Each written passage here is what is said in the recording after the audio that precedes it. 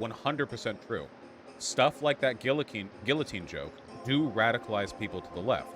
Again, I think there's a pretty big difference between being alt-right and being radical left, but what he's saying here is correct, of course. This is how online radicalization takes place. It's just a matter of whether you don't want it to happen at all, or you want it to happen responsibly, or if you don't really care how it's happening. The younger generation of digital natives who may be initially drawn in by the visual culture and community component of message boards, and then slowly become more tolerant of radical and extreme ideologies. So that would be far more my concern. That joke in particular that we fought about, it's structured like a TV ad, like it's simple and funny. Here's one simple trick to get rid of it.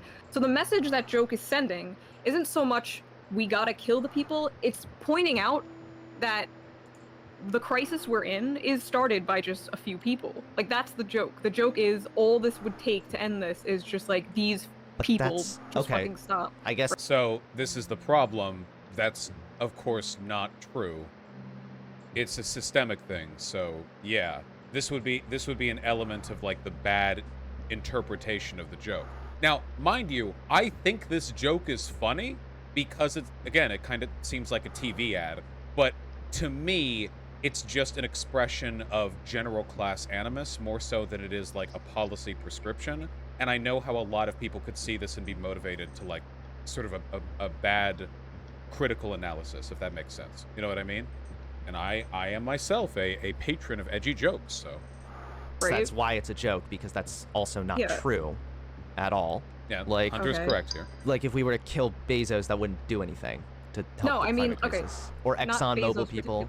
Yeah. But also, I kind of take issue a little bit with you adding this, like, nuance that just doesn't appear to be there. Like, it is about killing people. Like, it's a picture of a guillotine. That's from the French Revolution. So the meme, the meme is spreading class consciousness, if anything. It's spreading, like, awareness to people, like, you know, this is the big issue. It's all these people in charge of the world, of the country. But that's it's not, the meme. but see, I would, okay. It's, so, Shoe's half on the money here, though I would say class antagonism or class enemy or class, you know, warfare more so than class consciousness, but it is both, and you have to acknowledge that.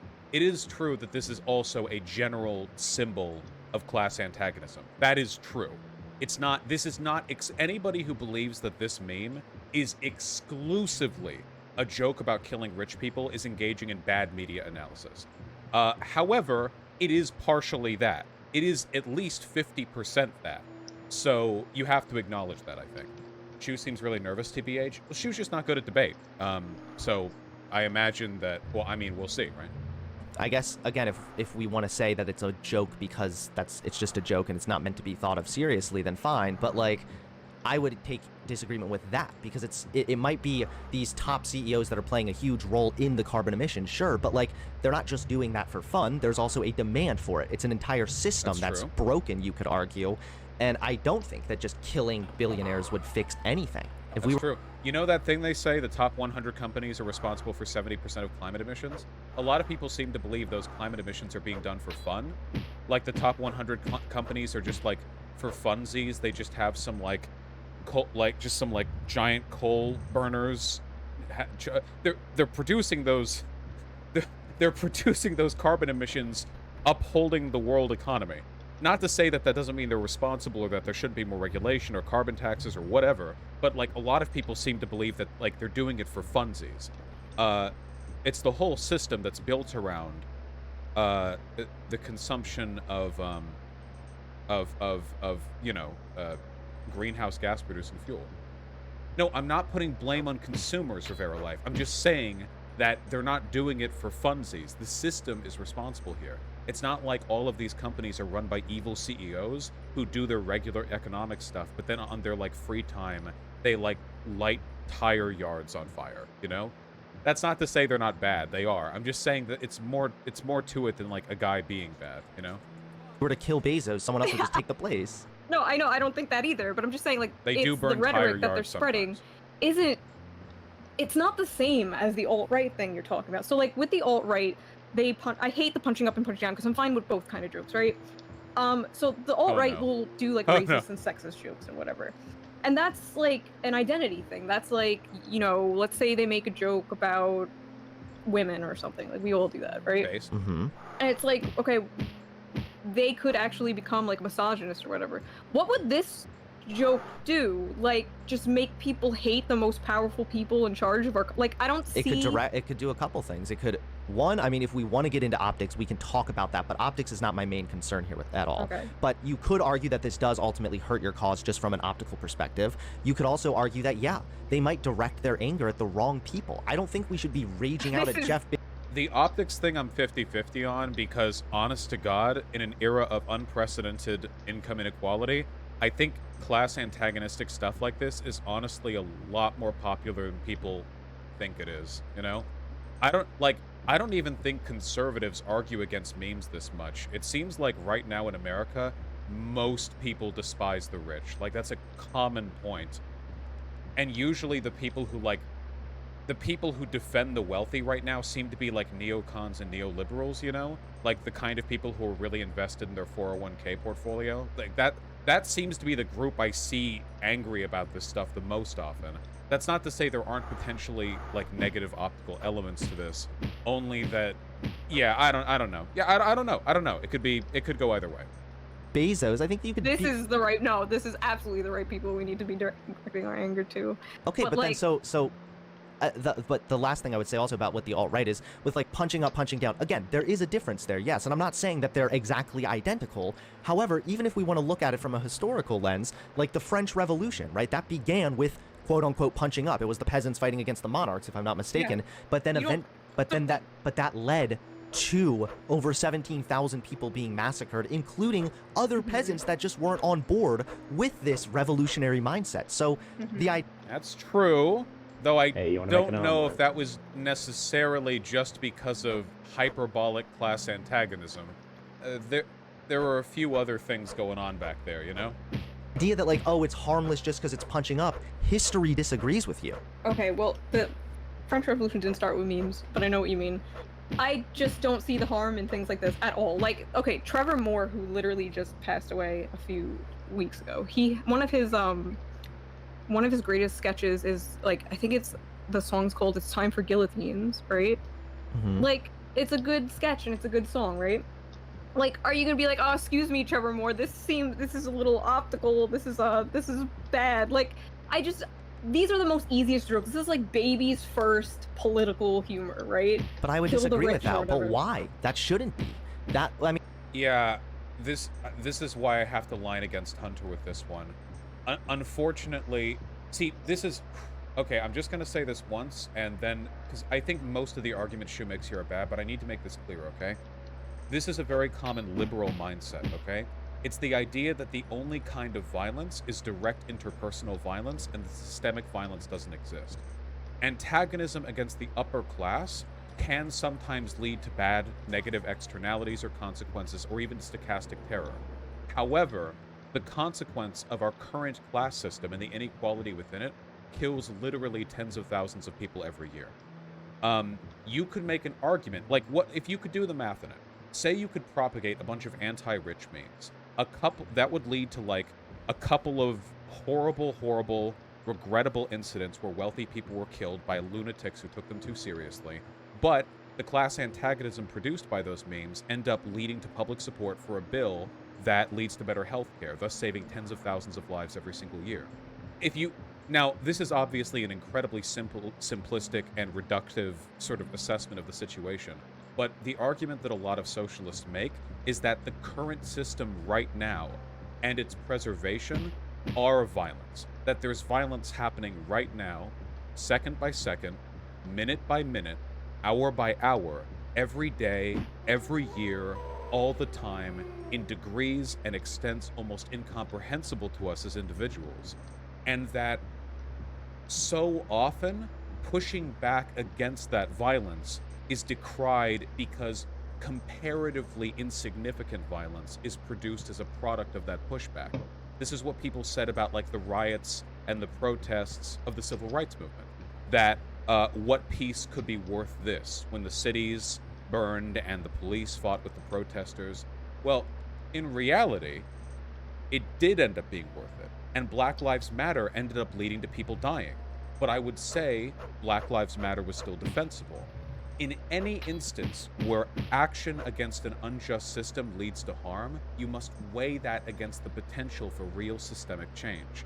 And that's something that I often feel as though people don't take into account. It's exclusively an analysis of the minutia, of the granular, of the interpersonal. Now, that's not to say any violence ever is justified because it might lead to something good. It's just a complicated equation. And I'm thinking about it, like, how many major civil rights movements or social reformations were ever fought for without, not just without blood, but without, like, severe antagonism against the oppressor, you know?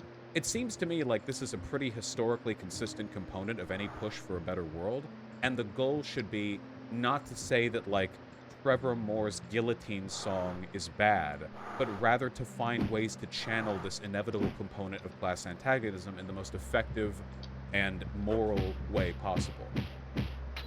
Vosh, so basically the ends justify the means? As a consequentialist, yes, that is always how I assess these things. Does that make sense to everyone? You understand where I'm coming from here, right? I'm just saying, it's a big equation. Sometimes you have to step back from the whiteboard and see all the numbers, you know? Now, again, that doesn't mean everything is defensible, and I know that because I do know a lot of lefties who take shit like this seriously, and you have to push back against that too. It's just complicated.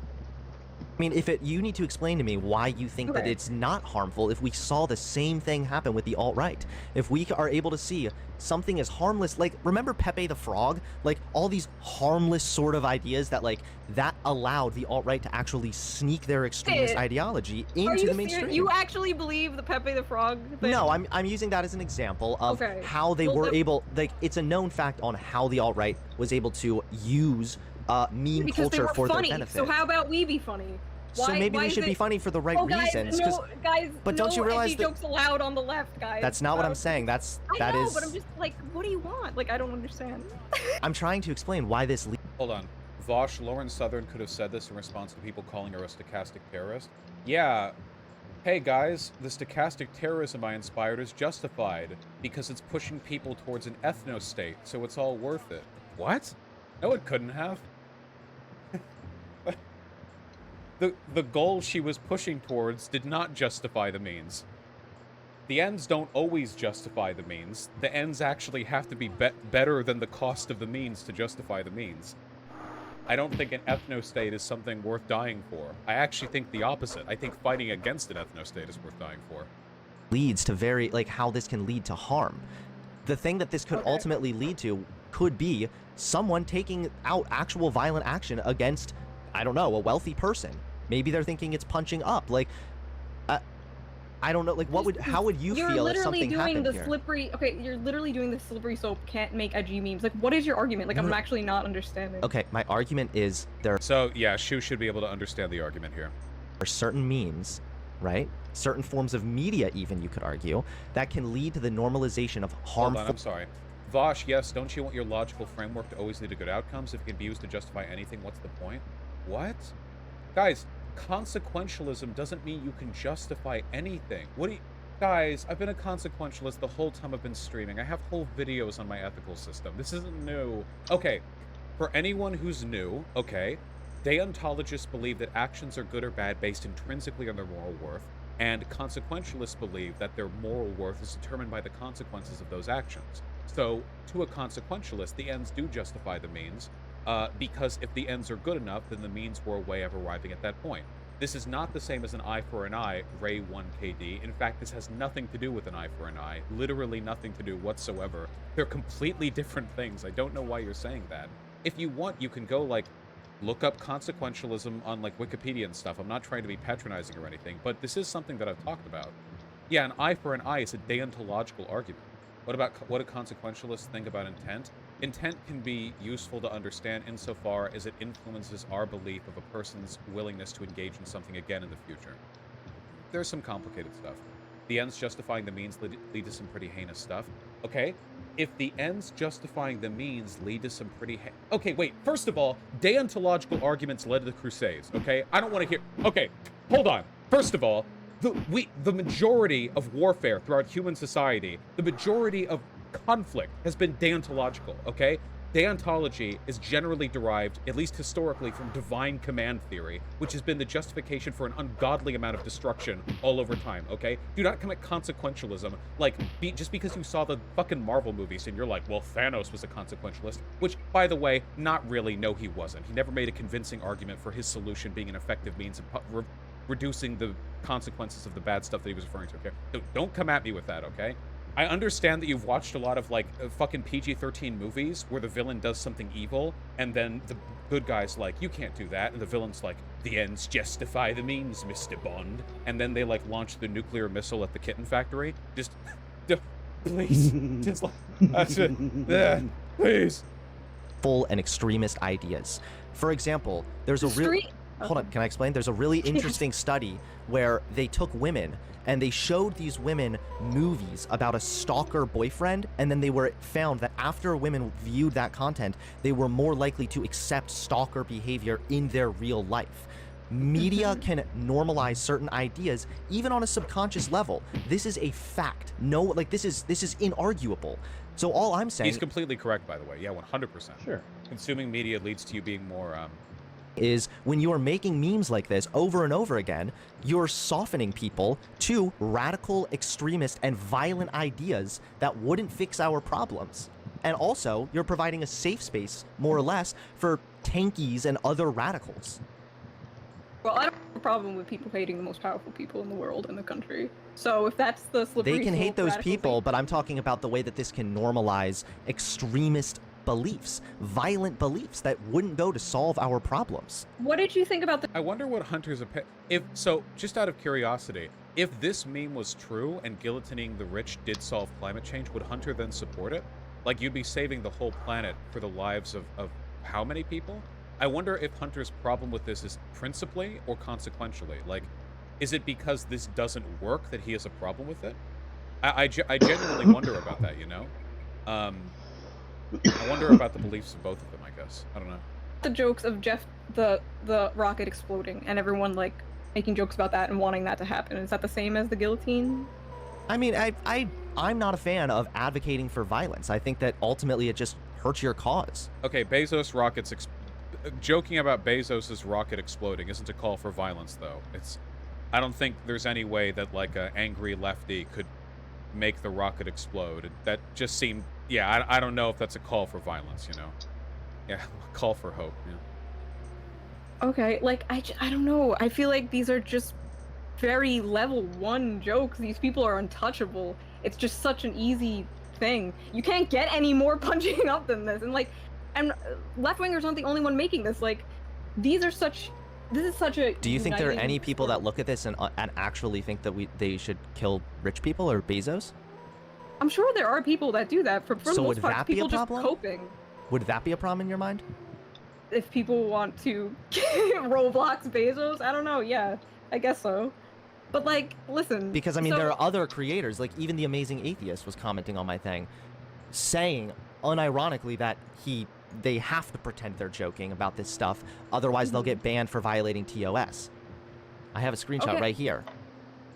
Okay. Oh, he's got the So receipts. there are people that don't just look at this as a meme LOL. There are people that look at this and it's playing a role in normalizing this idea that we should actually go out and murder rich people.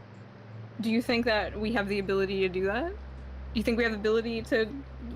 So, yeah, the problem here is that Shu isn't actually responding to the fundamental argument that Hunter is making. Now, there is some truth to Shu's point here that the ability to commit violence against the ultra-wealthy is incredibly marginal compared to the ability for the alt-right to commit violence against minorities, because minorities are everywhere and by their definition socially disempowered, and the wealthy are few and by definition quite powerful. But she's not really responding to the fundamental arguments Hunter is making here.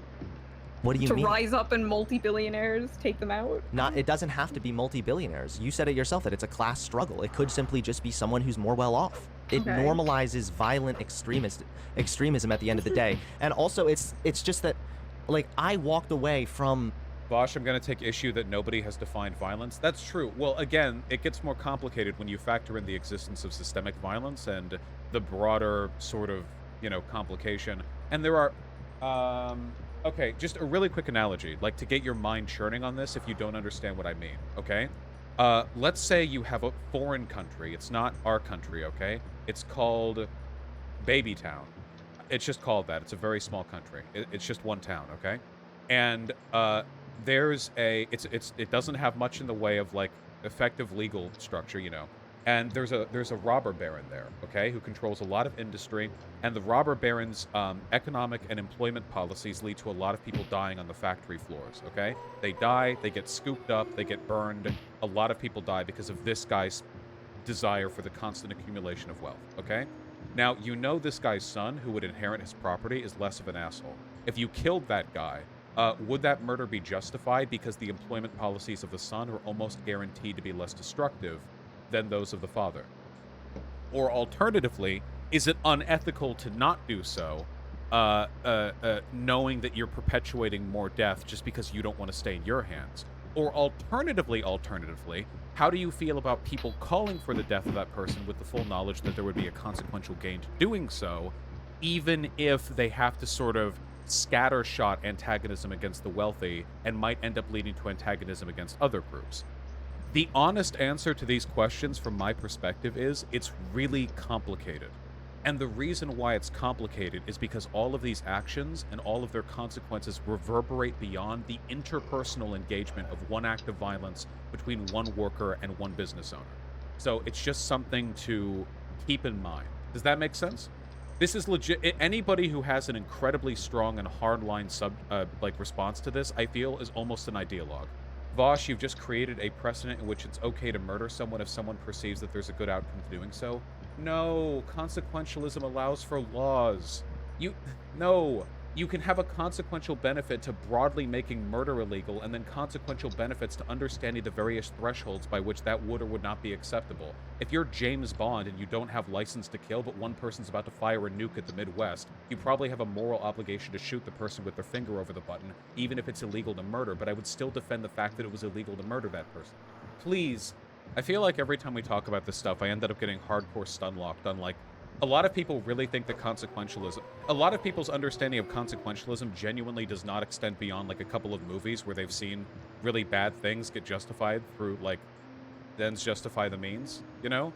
The funny thing is that heroes in movies do ends justify the means arguments all the time. They just never call it that, you know? All right. From the far right, and I don't like seeing the left engage in the same kind of bullshit. There are better ways that you can advocate for your cause. At all, but well, it doesn't really matter. Okay, we just need a bit. It's like the same few people. Consequentialism makes eugenics valid, though. Oh my God! You don't. Please, This is an entire ethical theory. For hundreds of years, philosophers have talked about this. You are not epically please, just think for a second. If you have in Twitch chat or site chat just heard about consequentialism, and without even thinking about it, you have epically owned centuries of philosophical precedent. How arrogant do you have to be to be like, oh yeah, oh, consequent. I haven't read anything about it, but you know, it sounds pretty dumb. Like, come on. Though, because you said you're fine with either. yeah. So could you see how, like, Holocaust denialism jokes could lead to the normalization of, like, the idea that maybe the Holocaust was a hoax? Sure. Okay. So, like, but why? this joke, the guillotine joke, is more on the level of the joke where it's like, come and take it with the gun, because it's against, you know, the government. It's against the people in charge or whatever. The fucking. That's actually a good analogy.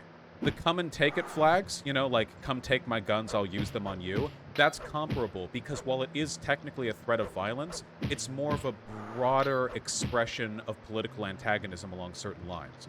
I think that's a better analogy than, like, Holocaust denialism. Holocaust, what is that? That's like making fun of victims, survivors. That's such a different thing. Like, it can be different, but if one is worse than the other doesn't mean the other one is therefore good.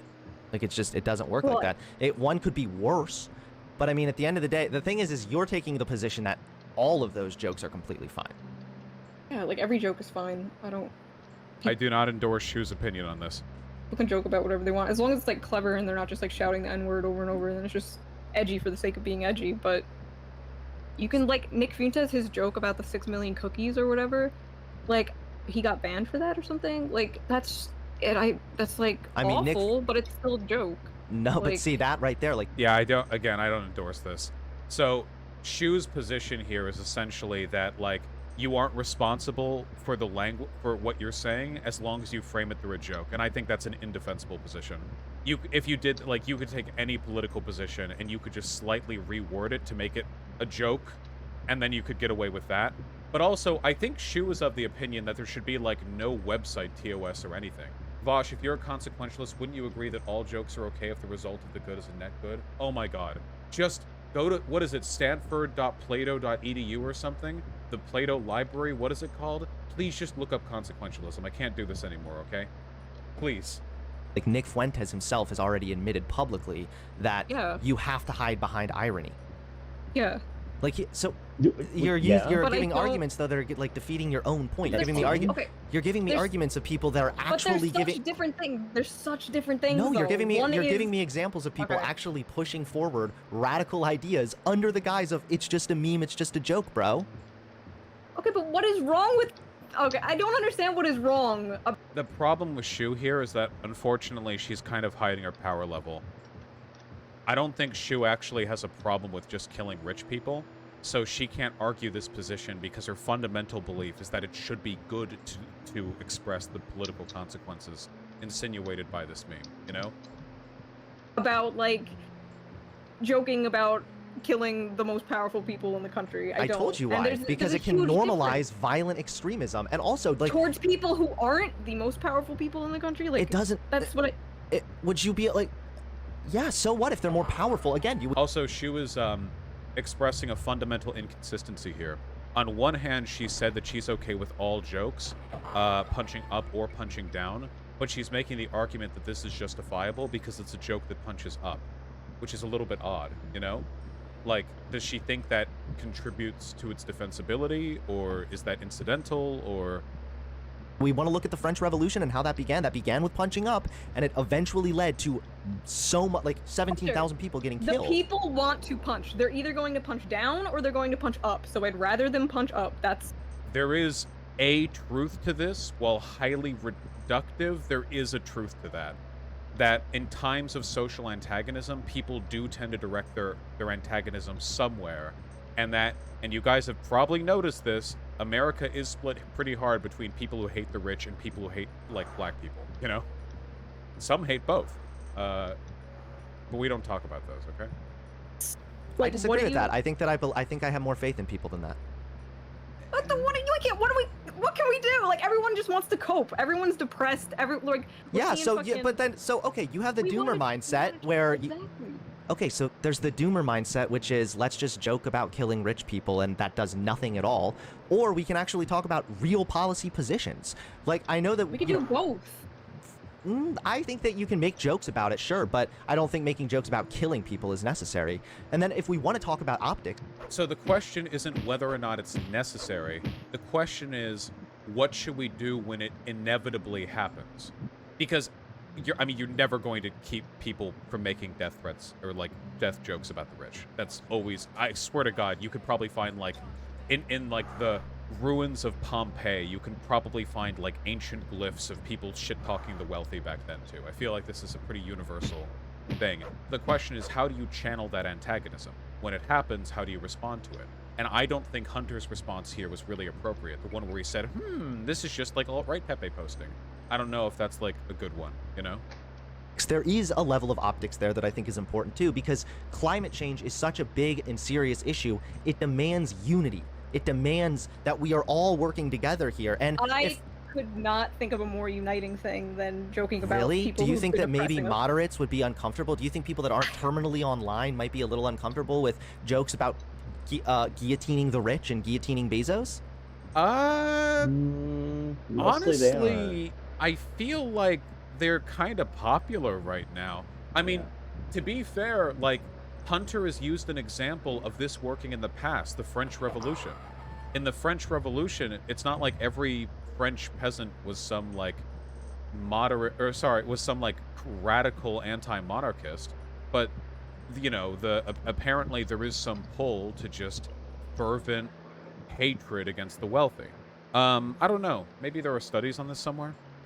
Send them to the gulags? Like, you don't think that that might, like, push people away? Then who cares? Okay, I have a lot of right-wingers in my audience, and I talk to them about this, and they're like, oh yeah, no, that's fine. You could joke about, like, killing the rich, like, eat the rich, whatever. It's fine. Like, everyone, like, most people are fine with this level of bunching up because It's fine. like, That's Well, Shu probably hangs out with a fuck ton of, like, Nazguls, so, yeah. most It's people almost- aren't it's just- consistent, so I don't care if most people are fine with it. What comes down to is if you're on the left, do not become a different version of a human from people on the right. This worked on the alt-right. It worked before in pushing forward extremist ideas No, they're into the talking past mainstream each other. under the guise of irony and humor and gives people this But plausible the right- deniability. But the right's extremism is like, this is a straw man, obviously, but like, you know, kill black people or whatever. Yeah, it's not And the straw man. left's extremism is kill the most powerful fucking people in I'm charge not of saying the they're country. identical. I'm not saying they're But identical. then why are you worried about left extremism? So Hunter has to acknowledge that not only are they not identical, they are like opposite. You do have to acknowledge that.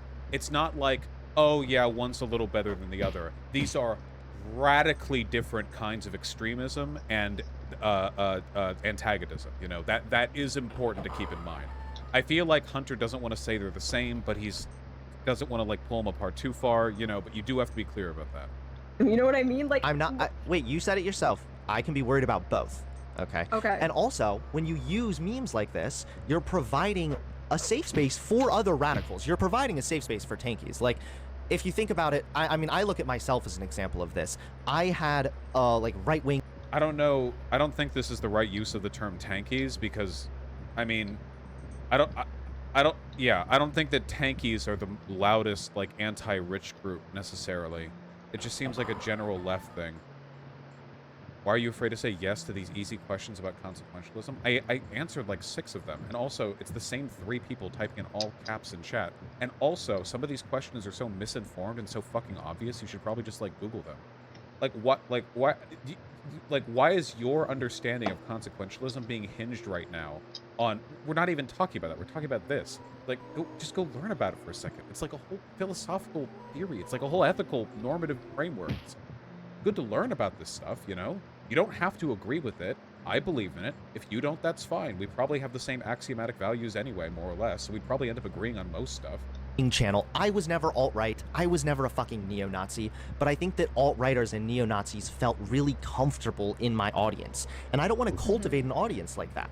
Based. I don't think that Okay. I don't want authoritarianism. I don't want extremism I cultivated don't in think this audiences is like this. extremism, though. This is like, again, this is basic humor. Like, this is like, I don't know what else to compare it to. Again, it's almost like the come and take it jokes. Like, it's just a level of punching up that doesn't have really a comparison. I think I do agree with Shu, though, that, like, jokes about, like, guillotining the rich... I could be wrong on this. I don't know if I'd necessarily call the jokes themselves an indication of extremism. Maybe the joke is about an extreme approach, but the jokes themselves, I've seen them be appreciated in fairly moderate circles, unless I massively, like, misread it. The implication of the joke is an extreme one, but it's abstracted through general political animus, and it seems like it's enjoyed by people who aren't extremists, you know? And with the right, I just don't know if you can really appeal to that comparison when you're okay with either, so it doesn't really matter in your mind. because I'm just okay with jokes in general. I'm fine with them. Okay, I mean, that just is ignoring the reality in the way that Okay, media but what's can your normalize. conclusion, though? What's the conclusion to this? My You just conclusion is let's take a break from making jokes about murdering people and then giving ourselves this plausible deniability and saying, "Oh, it's just a We're- joke, bruh." we're And at instead, peak- actually, yeah. We're at like the peak of like just this empire crumbling, right? This is like Rome is about to fall. I think people can joke about this shit, like especially right now. My audience, again, with right wingers and left wingers, uniting with like Jeff Bezos. Oh, I hope his rocket explodes is fucking hilarious, and I'm fine with it, and I think that I don't know. You can just if you're uniting on certain guises, I think that could be in really dangerous territory. So there is an underlying crumb of truth to this, but I don't think Shu is ethically grounded enough to be able to make the argument. The idea that Shu is making is that, yes, memes like this do push people a bit towards extremism. However, that's fine because things are in such a bad situation that we need as many people as possible united behind these ideas. Shu's essentially making the argument. I think the implicit argument that Shu is making is that while there are negative consequences to this, they're superseded by the positive consequences of uniting people around antagonism against the wealthy in a time of unprecedented wealth inequality. Wouldn't Nazis just say Jews are the most powerful people in the world? Guys, consequentialism doesn't mean you can just make any claim and then be correct, okay? Yeah, and there are crazy people who think that, like, lizards run the world, but that wouldn't make it good for them to run around killing everyone who they thought was a like, it's not how it works. We all believe in self-defense, right? Does that mean that you think it's okay to kill anyone who looks at you funny if you sincerely believe that it's self-defense? No, perception is not the only metric by which we determine the validity of action. We also have to go by general social standards, and consequentialism factors that in. You could argue that you could unite with the far right on certain aspects. You want to no, if you want to talk about killing the rich people, well, the right believes that well, not the right. Sorry, let me clarify. The alt-right, the far right neo-Nazis, they tend to believe that the very rich are Jewish people. You might be able to find an agreement right there. Just if there's an agreement doesn't mean that it's a good thing. I just think that we should, for me, it's you got to understand too, my goal at the end of the day is to pull people away from extremism. I don't want people to... No, he's right. He's pointing out that just agreeing over hating rich people doesn't mean that you're going to agree on, like, effective and pragmatic ways of dealing with it. That is true. There are tons of alt-righters who hate Bezos because they think he's like a Jew or something, you know? That is completely true. Be extreme left or extreme right. I want people to be rational centrists, enlightened centrists, that's right. And I think that just using jokes like this and humor like this, not only does it push people away, it's just kind of unfortunate because it seems really inconsistent. We like the right talks so much about the way that the alt-right was using memes and everything else, and then they're doing the exact same thing. Well, I don't like this argument because the issue wasn't the issue with that behavior wasn't the memes and the dog whistling. The issue is what the memes and the dog whistling were leading to. I don't have a problem with memes and dog whistling on their own, though dog whistling tends to be kind of inherently dishonest, so I think that its implementation should always be handled really, really carefully. The problem is what it's leading to.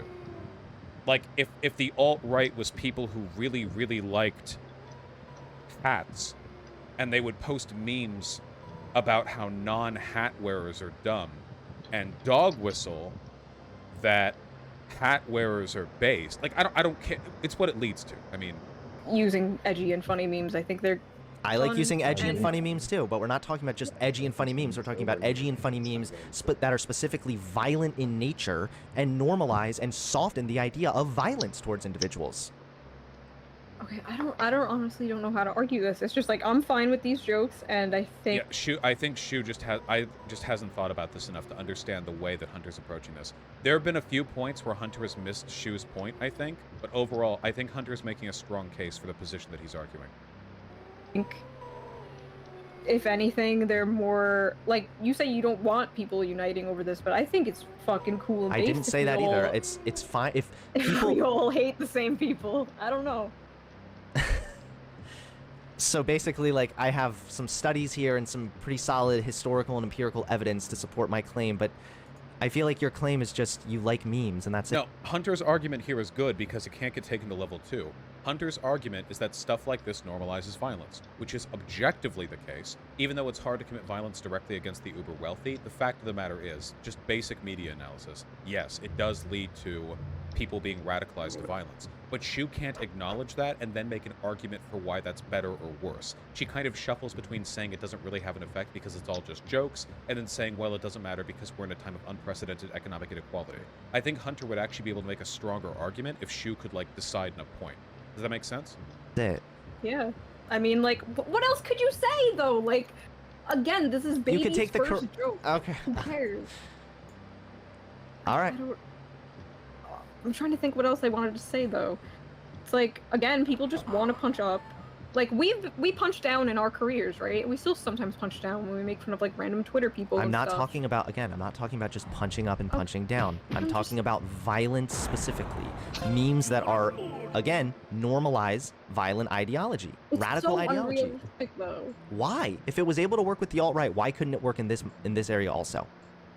What, we're gonna fucking rise up and kill the rich people? There are people that, yes, there are people that unironically believe this. Absolutely, yes, you know this, Shu. Okay, See, again, okay, wait, hold on. that's a bad thing to you? Yeah, Shu already wasn't doing good in the argument here, but this might as well just be a concession. Okay, so you're doing it though. You're proving my point. Okay. No, I'm you're just proving saying. my point right now because now I thought it was just a meme. It is a meme. Yeah, no. So, having argued with enough alt-writers to identify this, what Shu was doing here is nervously recognizing that the argument's not going great for her, so she obfuscates the degree of seriousness with which she's arguing for it by making a joke and then leaving, like, it up in the air. Like, yeah. Yeah, it's a dishonest and largely reprehensible tactic that I imagine here was done out of panic, but... However, you're actually kind of okay with it. Yeah, Hunter's... You've memed yourself into the radical position, Shu. I'm just saying, if we all took a guillotine all together, the left and right held hands, and wheeled a guillotine to Jeff Bezos' mansion, I'm just saying it would be kind of cool. He doesn't even have to come out of the mansion. I'm just saying it would be some good symbolism. That's all I'm saying. All right. No, okay, I'm serious. I don't think there's anything wrong with joking about these things, and I don't know how to argue because, like... But now nobody would ever take any argument Shu makes seriously because we know it's not joking, you know? It's just... I don't know, we're at the tippy top of... it's coming to a peak, and I feel... And you think that maybe guillotining them is what's necessary? These people are villains. They're destroying our country. They're destroying Why do you think they're world. destroying the country? Do you think that there's a demand for that? For some of the goods that they're providing, that on the way of providing those goods, they're also destroying the world? Like plastics and stuff? Like, do you believe... well, I'm getting at something deeper here, which is like a broken system. A broken system where maybe the individuals aren't necessarily who you should be mad at, but rather the system. Don't we have this conversation about police? Yes. So capitalism. I'm not Is that what you're getting at? No, I'm... Yeah, What oh, system are you yeah. talking If you... sorry. Yeah, if you wanna, like, be upset about something, then why not rage against the system and not, like, actually the individuals? Like, you could argue that they themselves are products of that system. Okay. I don't know how to argue against this. So, just, okay, it's an anti-capitalist meme, though. That's what this is. It is criticizing the system. It's not, though. Is it not? No. Okay. Because the way... It's 50-50. It is general class animus. However, it's also obviously a call for violence against the wealthy. There are elements to both. You have to acknowledge both. I think after having seen pretty much all this debate, because it's almost done, I think it's pretty clear that Hunter won. The only disagreement that I would really have with Hunter is, I think, some degree of equivocation. And also, I'd be interested in having a talk. Maybe we could talk sometime about structural violence, you know? And questions about the extent to which the radicalization of a population can be justified. I think there's validity to that. Shu's position on this is borderline incoherent, so that would probably be worth... I feel like I would have, like... I feel like talking with Hunter would be a convo, and talking with Shu would be, like, a reconstructive effort, you know? There are underlying truths to what Shu is saying here, but, like, they are just buried underneath mountains of bad rhetoric and, like, fairly dishonest argumentation. Well, in the way that it's criticizing the system, it's let's kill rich people, which I disagree with that. I think that we've seen this happen with the alt-right, and I think that we should... I see that, you know, I'm against my audience in this one, too. My audience doesn't agree with this either, but you know what? I take consistency really seriously. And this is a, like, major inconsistency that I'm seeing on the left. But either way, if you want to go ahead and give a... if you want to go ahead... I don't know if that's a consistency issue. It's just a matter of being able to practically defend the consequences of your behavior, right? I don't see what this necessarily has to do with... Oh, hey, Hunter! Oh my god, I didn't see you in chat. Jeez, fuck, you gave me a heart attack. Howdy. Yeah, yeah, no, yeah, I think, no, I think you did a good job arguing from your position. And I think that if I was a liberal, I wouldn't even necessarily have... I'm not saying that to be, like, to besmirch or anything. Obviously, we have different frameworks, but I think from the perspective that you arrived at, you argued your position about as solidly as you could. She was very shiftless in this conversation, so... it can be sometimes difficult to know what to target. And give, like, a closing statement. I don't know. I hope you've been Like, well, I don't man. know. I don't know if it makes me sound edgy and radical How's or the baby? whatever, but I'm on the opinion of the people in charge of this country should fear the people. I think that's a good thing. I think okay. the government should fear the people, and the people in power should fear the people. I would agree with you completely. Yeah, I agree with you. I don't think that needs to be done by memeing about murdering people. Okay. I mean, you can make the same argument with about the president, even if you wanted. Okay. So. Yeah, like, I don't know. I just think that it is sort of joke policing. You're worried about optics because I know that you come from the right and you've seen. I'm not worried about optics. I've barely made an optics argument this entire time. I think there's an argument to be made on the basis of optics, but I don't think that's the strongest argument here. I think the strongest argument is ultimately the same way that the alt-right was able to hijack internet irony and memes in order to radicalize people and push extremist ideologies. I see no reason why people on the left are somehow. Nah, dude, she was right. She's just really bad at staying consistent between what's sincere and what's irony. That really matters, though. When I'm looking at an argument or a debate or something, what I'm mostly looking for is how effectively does the person argue from the premises that they hold, you know? And even if I agree, like, principally with one person more, the thing is, I don't really agree with Shu. I agree with myself making Shu's argument. Does that make sense? Like, I'm not agreeing with Shu here. It'd be like if I transpose myself into this conversation and make the argument the way I would, then I would agree with myself. Which I always agree with myself, so that obviously doesn't mean that much. But, what do you? That's the way that I come at it. But we can talk with Shu. Maybe we can sort of hammer out these beliefs. Above this, I think that they're just as susceptible, and I think we should be okay. honest with ourselves and consistent. But if the far right got into power because of their edgy memes, what is the worst that would happen? A lot, right? That's not even that. Like, we could talk about that. Okay. Sure, we can talk about that. If the far left got into power, what would happen? I don't know. Who knows? If we see from history, they might try to establish communism, and then that would probably fail. Who fucking knows? I don't. All right. Hey, I appreciate you coming on, Shell. Nope. I hope that no bridges are burned here. I don't want to sound like weird or whatever. I want to see more conversations between them because they both changed so much since 2016, and it's just kind of heartening for me. You know what I mean? I don't know. It's like we're all on a different hill now. You know? Hunter, really? Wait, guys. I don't think you can Pepe mods Hunter for saying that if there was a leftist revolution, communism would fail. That's what's happened before. I've said that. You can't get mad at Hunter for saying that when I've said that. I've made that claim before, you know? Look, okay? Talking about how attempts at communist revolutions have failed is like saying the N-word, okay? You can do it if you're a socialist, but not if you're a liberal, all right? And I do not I'm not giving Hunter the communism failed pass, okay? I get to say it because it's like an in-group thing, you know? Anyway, I feel like my problem with this whole discussion is that somebody's going to clip one 30-second segment of this and ascribe to me an argument that I don't believe. So keep an eye out for that. But altogether, I'm glad they had a conversation, and we'll see if we can. See if we can't get to the bottom of this situation. It seems like Hunter used similar arguments to the ones he used against Count Dankula. Yeah, it should be noted, I don't like Pepe posting at all. While I don't think it's inherently morally wrong, I think that dog whistling is generally something to be frowned upon because it can lead to a lot of really bad outcomes, and it's really difficult to supersede or to like check, correct, or like figure out after the fact, you know? It seems like if you normalize like dog whistling, you normalize an entire like open range of potentially positive or negative things to be dog whistled, and it gets really hard to control the messaging from there. Which is not great. I guess there. I didn't think that was gonna actually open. Jesus, where the fuck am I?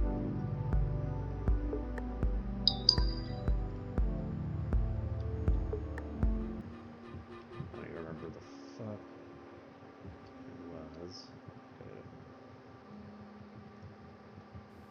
Half in the bag. Who stole the cookie from the cookie jar? Half in the bag.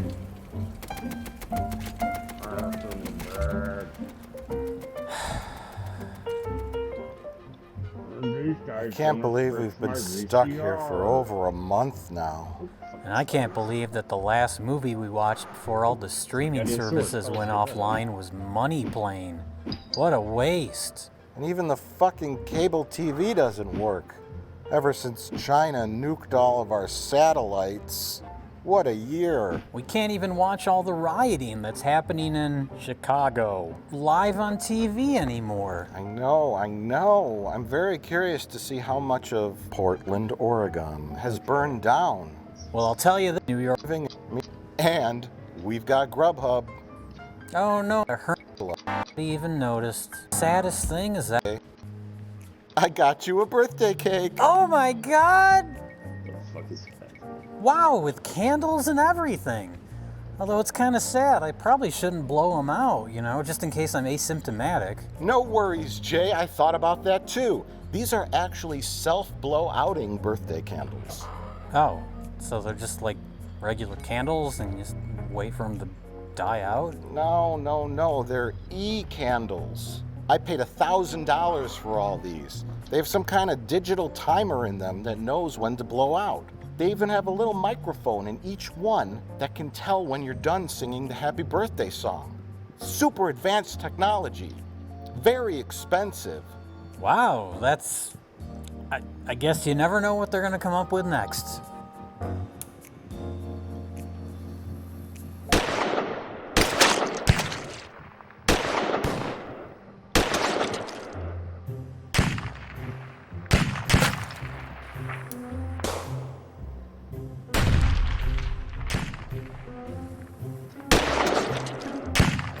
Do this.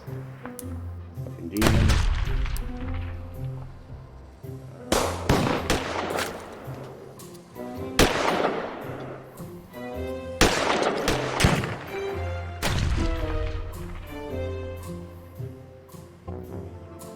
Well, it's good we got these face shields. Where did you say you got these candles? I got them at the fireworks store. The guy there sold them to me for a special discount. It's funny. I didn't know they sold birthday candles at the fireworks store.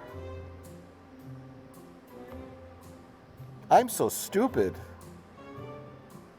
Speaking of stupid, do you want to talk about Money Plane? Sure. Are you gonna eat that? After discovering a mysterious artifact buried beneath the lunar surface, mankind sets off on a quest to find its origins with the help from intelligent supercomputer HAL 9000. Jay? Yes. This is all your fault. You wanted to talk about Money Plane. Hey, Aqua Splash was all your fault, so this is payback, I guess. Is this officially desperate times? Because the only thing to watch is Money Plane? Hey, it's a new movie. It's a new movie that's out and you can watch it. So we watched it. Word is they carry up to $1 billion on board in crypto and millions in cash. I want you and your crew to take down the house. It's insane. Money Plane, while watching it, it starts off and I'm like, oh my God, this looks just like a poorly done episode of like a CSI show. Yeah, it looks like a TV show. Yeah, and it feels like one at first too.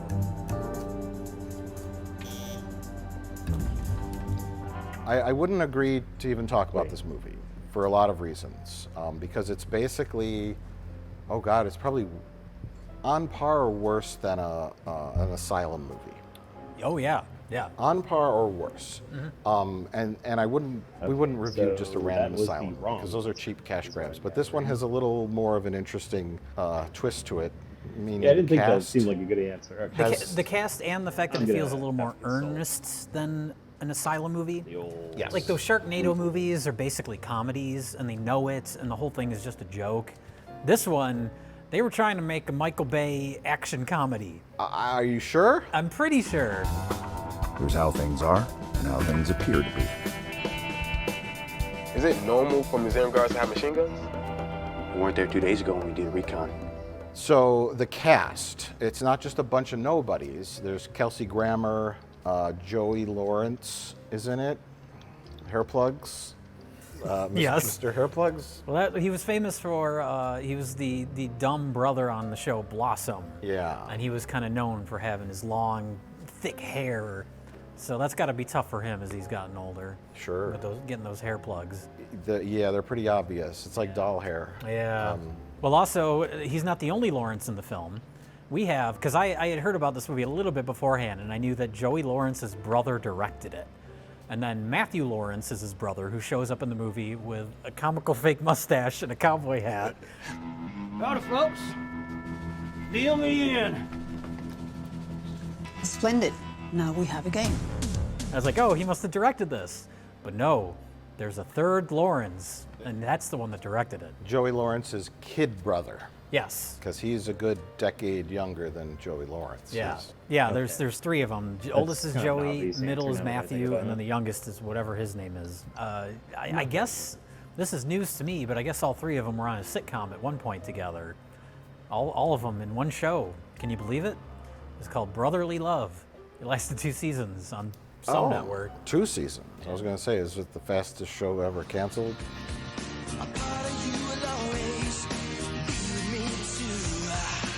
I was not familiar with any Lawrence other than Joey Lawrence. We saw him at Comic-Con one year at Chicago. Did we? Yeah. I don't remember that. He was in the Celebrity Zoo. Welcome to the Celebrity Zoo, where careers come to die. Oh. He was one of the animals in the Celebrity Zoo. I have no memory of him being there. Huh. Where to begin? Money Plane, the premise is awful. It's the worst premise ever. It's trying to be like a Ocean's 11 movie or a Mission Impossible Tom Cruise kind of heist thriller. Yes. But it's like it's written by an 11-year-old who doesn't understand anything about heist movies. Or planes, or criminals. Or gambling. Or gambling, yeah. Oh my God. Thomas Jane is also in it. He is, yeah. Who I didn't recognize at first. He plays the friend of the wrestler. The lead character, I don't know his name. The character's name is Jack. Jack. He's a wrestler, professional wrestler, not a professional actor. No. He has one expression in this whole movie, which is mildly concerned. Mildly concerned. He's like, and or confused. That's what he does through the whole movie. There is one scene, though, where he fights the airplane's co-pilot, who I'm going to assume is also some wrestler. We don't know anything about wrestling, so, you know, when you say, oh, the co-pilot... There's a cameo by... yeah, that's so-and-so. The Gravedigger. Yeah. It's like, how do you not know that? No, we don't know wrestling. And then they're doing some sweet wrestling moves in the cockpit. And not to discount the fact that they have this whole heist plan that involves him taking over the cockpit, which requires him to knock out the pilots. And I guess he was completely unaware that planes have co-pilots. Fucking co-pilot. Because he was completely caught off guard by that. He's an expert heist criminal, Jay. I think that was supposed to be like not a joke, but like a funny thing. Yeah, there's a lot of that in this movie. It's supposed to be like I mentioned Michael Bay, where it's, you know, there's lots of humor in Michael Bay movies, and it's always awkward and bad. It's trying to do that, I think. It should be called They Spent All Their Money on Kelsey Grammer, or a lot of people owed Joey Lawrence some favors. I'm not sure what. I'm going to guess they mustered up a bunch of cash from the Lawrence Fund. Oh, their brotherly love syndication money. This couldn't have cost that much to make. So I'm sure they had one set. Yeah. They had one tiny plane room that they reused for multiple rooms. And so this was obviously, you know, not a big budget film, and they thought that maybe they could carry the movie on names, mainly Kelsey Grammer. His character's name is Darius Emanuel Grouch III. Darius Emanuel Grouch III. And if that's not enough, he also has a nickname of the Rumble. Better known as the Rumble. Which, if your last name is Grouch, that's your nickname. You're the Grouch. I don't know. The Rumble just sounds laughable. Bunch of bitches. Yeah, it kind of sounds like diarrhea. It's just I don't get the last name Grouch either. I think of Sesame Street. Yeah, you think of Oscar the Grouch. You owed a lot of money to some very bad people. I'm not just a businessman. I'm an opportunist. So I bought your debt. maybe he's a grouchy guy, but No, that's just his name. it's like a Austin Powers name. Like I can't wrap my head around if this movie was a joke or not. There is a legend in the underworld. Those in the know, it's called a money plane. It doesn't feel like it. That's the weird thing. Visually, it looks like it. The movie looks like a spoof movie that they meticulously edited out all the jokes from. Right. Because every time they cut to that Jack, the main guy, cut to him in that cockpit, it looks like an SNL sketch. Yeah. He's and he's flying the plane and he's doing the driving thing. Mm-hmm. And you're just like, what? And can we talk about? We proceed with the plan. We're in too deep. We got to get out of this mess without getting double-crossed again. I don't know. We'll start at the beginning. It's hard. Yeah, there's a lot. I mean, yeah, this can be dissected. And let me just preface by saying this is not funny bad. I'm just going to get that for me. It's not laugh out loud funny, but it's all so poorly executed that cumulatively it's funny. But it's not overly like hilariously bad where you watch it with a group of people and everyone's laughing and throwing things at the screen and all that. So rule that out right off the bat. Rule that out. For 82 minutes, it felt like 4 hours. I was like, when is this going to be over? But I was fascinated by so much of this movie. I can forgive low budget if you know someone who was like 20 years old made this in their mom's backyard, with the plane set that they built in their garage, right? Sure. I could forgive it, but considering the fact these are professionals. These are professionals, and they're trying to pull off something beyond their range in almost every facet. Yeah. Well, it starts right at the beginning where we have our little opening action scene to establish our group that do these heists all the time. Abort! We've been compromised. Abort! Led by the wrestler guy, led by Jack. But we see this establishing shot of it looks like an abandoned insane asylum, but it's supposed to be an art museum. I think it's a trucking depot. That you could see all the trucking yeah, there's like bays. Docks, but it's abandoned. But it's clearly abandoned, but they say it's an art museum to the point where they have text come up on the screen, like when you say where your movie's taking place, but it just says art museum. But they're supposed to be doing this heist to steal this painting, and it turns out that the painting they're there to steal is not there. And that's the setup for the whole movie that when we get a revelation later in the film makes literally no sense. No, I was so confused. At first I was like, I like the setup is, he's doing this job. The guy owes somebody money, a lot. He owes a lot of bad people money. Him and his crew, the tech guy, I forget his name. His fake name is like McGillicuddy or something. Yeah, he's a black guy. I guess it's supposed to be kind of funny. It's funny because he's an Irishman. Yeah. There's not black people in Ireland. Again, Michael Bay humor. Michael Bay level humor, right. And then there's a girl who does like something. Oh, she's like the locksmith or she's the safe cracker. Okay. Oh, yeah. Or something.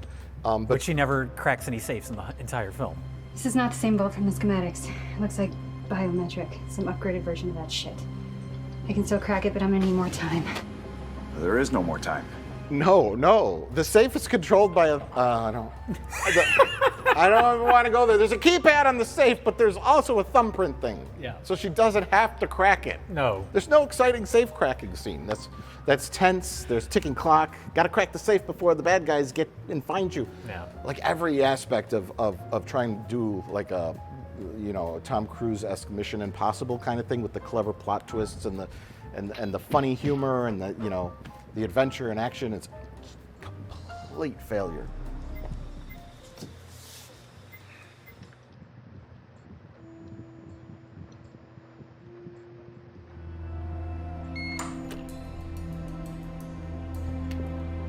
The room where the painting is supposed to be viewed, this $40 million painting, is like drywall.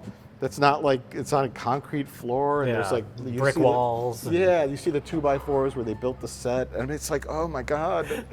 And it's not in there. And then he tries to go in the beginning. He's like, I have a private viewing of the art. And there's like 9 cops there with like machine guns, and he's scanning his card, and the guy's trying to hack the thing. Hack the system so the card is approved. Yeah. So it turns out it was a switcheroo. Kelsey Grammer faked the whole thing so that he could trick Jack into robbing the money plane for him. Yeah. Just for cash. Well, the twist later in the movie, you find out that the painting that he was hired to steal was actually owned. He was hired by Kelsey Grammer, but Kelsey Grammer owned the painting. The name on record is some company called Bond Global. Now, Bond Global is owned by Rumble Corp. Why would he have you steal a painting he already owns? You didn't steal that painting I wanted you to, so now you've got to rob the money plane for me? But there's no reason for him to do the whole fake stealing a painting thing because he says you're going to rob the money plane or I'm going to kill your family. So the painting thing had no purpose. But that scene, so we have our opening failed heist, and then we see him sitting across from Kelsey Grammer, and Kelsey Grammer introduces himself to him, even though they have a history together. Darius Emmanuel Grouch III. Then that's the setup to get to the money plane. Well, yeah, as Kelsey Grammer's explain. Well, first of all, he's like, I could kill you right now. And he has a henchman with a canvas that he puts behind his head to explain to him. Part. Well, it's like, does he just always have that on hand for when he has to threaten somebody? It's a good threat. He has his little henchman with a canvas behind him. I'm gonna blow your brains out on this canvas and create my own Jackson Pollock. Yeah. I was like, okay, that's cute. But when Kelsey Grammer's explaining the money plane to him, he's like, it's all sorts of illegal gambling and illegal activity going on that plane, but no one can be prosecuted because it's happening over international waters. And he says something about like, if you want to, anything you want can be wagered on the money plane. If you want to see a dude fucking alligator, money plane. The money plane has you covered. You want to bet on a dude fucking an alligator? Money plane. Which is the line of the movie. But I'm just wondering what that bet is. Yeah, I wrote copious notes. I wrote like this whole page in the first 7 minutes. Oh God, I don't even know where to start. Money plane. Stock music. The dresser is next to the bed, like where the nightstand goes, and he has a loaded gun in his dresser, and he has a 5-year-old daughter. Oh yeah, in his house. Dude fucking an alligator. Plan A is only as good as your plan B. 3. Plan A is only as good as your plan B. Sounds like something Confucius would say. But okay, we're going to talk. There's no cameras on board. No cameras on board. I wrote that down because we're going to talk all the crazy illegal activities. So you can't have the cameras on the money plane. There are many little lines that are thrown in there. They're all delivered by Joey Lawrence, who plays the concierge of the plane. Or as he describes himself, the concierge. I am your concierge, and I am here to facilitate your every desire for action and speculation. Yes, he does say that. I thought I heard that. I rewound it to make sure. One take, that's all they get. The concierge. He also makes a point that's in the scene where they're like, "Welcome to the money plane, gentlemen." There's like 6 people on the money plane. When you think of this like giant, elaborate, decadent plane with all this gambling and stuff, you picture like a double-decker and just people everywhere. It is a double-decker, and I don't know. I'm assuming that's stock footage of a plane. It's like a blank white plane, and it's a double-decker, and all the windows on the bottom are blocked out, or closed or whatever. But then when we see the interior, it's one tiny little half of an airplane side. But Joey Lawrence is introducing. He's like, yeah, we have a great staff on the plane. We have the best pilots because they're like, ooh, that was a smooth takeoff. Now that is a smooth takeoff. Obliged. We employ the finest pilots in the world. We have the best. We hire nothing but the best pilots, and I should know because I am a pilot. I know because I myself am a pilot. And they really emphasize that? I thought he was going to fly the plane at the end. I thought there was going to be a situation where he had to take over flying the plane. Never brought up again. Never happened. Why is that line in there? I don't know who. Oh, I know why. Because I'll explain it to you right now, Jay. Okay. They set up right off the bat that Jack goes into his daughter's bedroom the evening before they're going to go on the money plane heist, and he reads her Robin Hood. Yeah. And she goes, Daddy, it's okay to steal for your family? he's like, yes. And she's like, can I steal candy from my friend that's a bitch? And he's like, no. Only if you give the candy to other kids. Yeah. So there's some hackneyed, like, this is a good guy plot because they end up killing people on the money plane, of course. And the end of the film, they bail out of the money plane with both pilots dead. So it's built in because we don't know who's flying the plane after they bail out. Yeah. So it's built in that these three heroes didn't just abandon the plane with absolutely no one on board who's capable of landing it. I was wondering that for the second half of the movie, when they're all in the back of the plane taking care of the money and the cryptocurrency. I was like, who the fuck's flying the plane? Autopilot. Man, autopilot. It's the autopilot from Airplane, Yeah. the blow-up doll? Yes.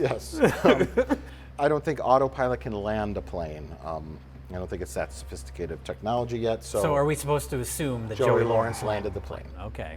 Why not just show that then? Money plane. Well, I don't know. It's a thinker. What can I say?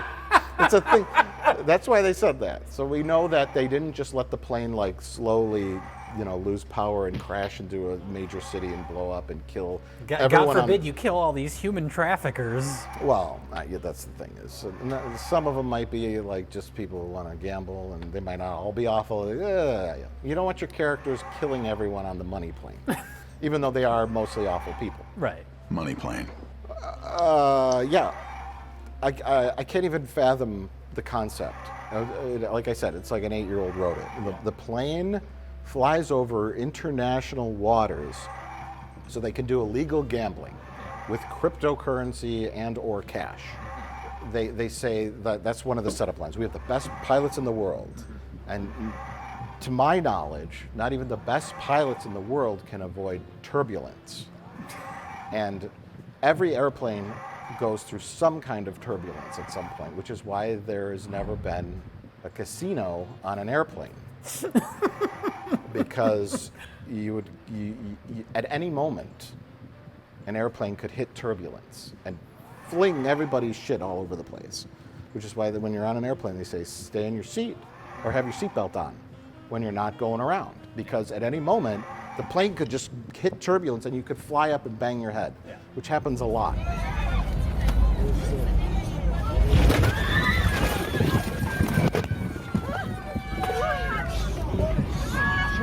There are casinos on cruise ships, and that isn't moving. And an actual cruise ship has very little movement because they're so big, and they're not unless you hit like a rogue wave, like the Poseidon Adventure. Your cruise ship isn't going to constantly, rock back and forth unless it's in a storm. Right. But airplanes, you can't put a casino on an airplane. But also, it's like, okay, so where does this casino plane land and take off? In an undisclosed location. They show the wide shot of stock footage of an airport. Yes. And it says undisclosed location. Yes, it says money plane terminal, undisclosed location, and there's like 50 planes, and it's clearly like a big It's a airport. working airport, It's yeah. a major airport. It's just stock footage of a major airport. So then And then when they show the terminal where they're boarding the plane, it's just a bunch of curtains it's just a hanging bunch out? of curtains. Are all those money planes?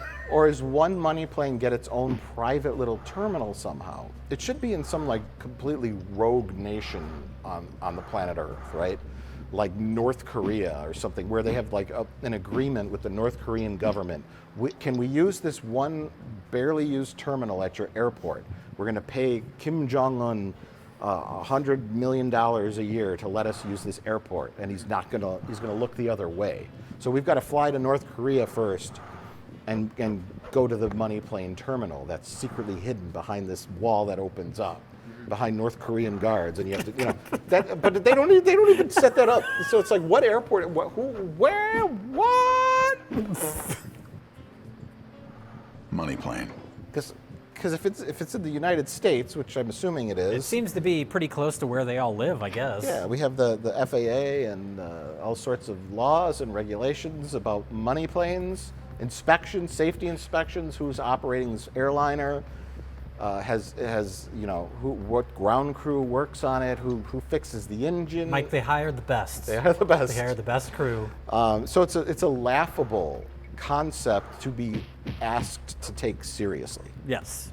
money plane. Well, and then when you see the execution of the money plane, they're introducing all the different rooms of the plane. And he's like, this is the main gaming room. And there's like one table in it and some curtains. That's how they separate the rooms. It's the same little set, but they go through curtains, and now they're in a new set. They just redecorated the one little plane set they had. And apparently they have like hotel rooms too, because he's like, I'm going to go to my cabin. Yeah. And we never see that. We never see that. So yeah. at some place on the plane, I have not been on like a gigantic double-decker, huge jet, but the size, like window to window, was like a cheap domestic airliner. You know what I mean? Oh yeah. And not like a much wider, like international plane where there's like 4 or 5 seats in the middle and then 3 and 3. Yeah. It could be much bigger. But I want to say this. I think they filmed on a real plane, like a decommissioned plane, and I'll explain why. Maybe like part of one that was in a warehouse somewhere. Yeah, that's what I mean. Yeah. Because I would have made the sets much bigger, which explains kind of. We always have a theory with bad B movies. They had access to. Oh, sure. The ellipses, you know. We have this decommissioned, just commercial plane. Right. We have this tiny little section of it. We got to film everything in there. Yeah, we have a chunk of plane that we can use, and because the doors look like legit, like they didn't build, they could only afford curtains. Yes. So they did not build an actual like working door. It's probably, they have all these like different studio spaces in LA. They probably just had like the airplane set that you can rent. And they rented that out. Maybe, but one of the reasons why I think it may have been a real plane was because when the wrestler is flying the plane, you see him holding the controls, right? And you can see some of the details, and it looks like all crappy, all worn out. Oh, like an older. And yeah. they don't film the way forward, which I'm guessing is because maybe they ripped out a lot of the control guts, recycled some of the parts. Like they didn't have all the shit in the cockpit that made it a perfectly working cockpit. Yeah.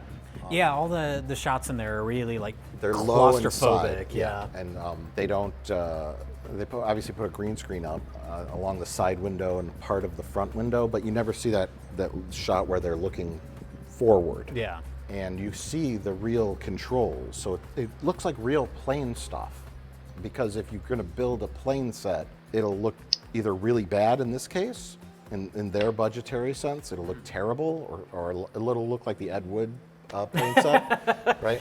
Where's the plane set, Mr. Wood? It's Your right Standy here. did it. Yeah, it would look like that, or it would, or they would try to make it look not crappy and aged. It looked aged. This is what we have access to. It looked like an airliner from like the 1970s or something, where it was like decaying and rotting. Look, the money plane's been around for a while. It's the most luxurious and elegant, sophisticated airliner in the world, and for the most elite, rich people to gamble and.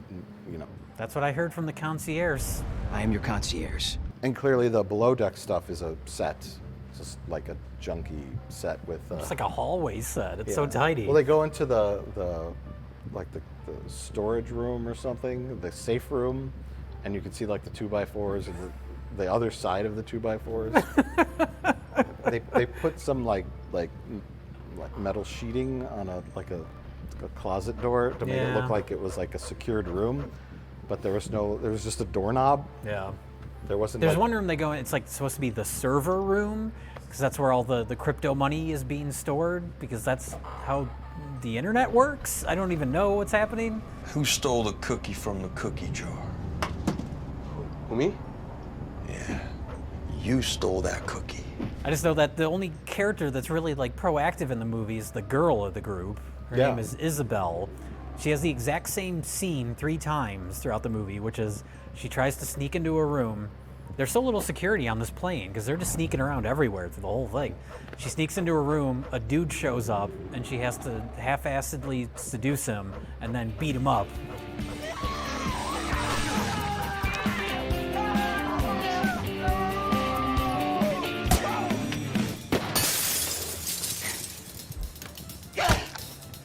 that exact same scene happens 3 times. It literally happens 3 times. Yeah.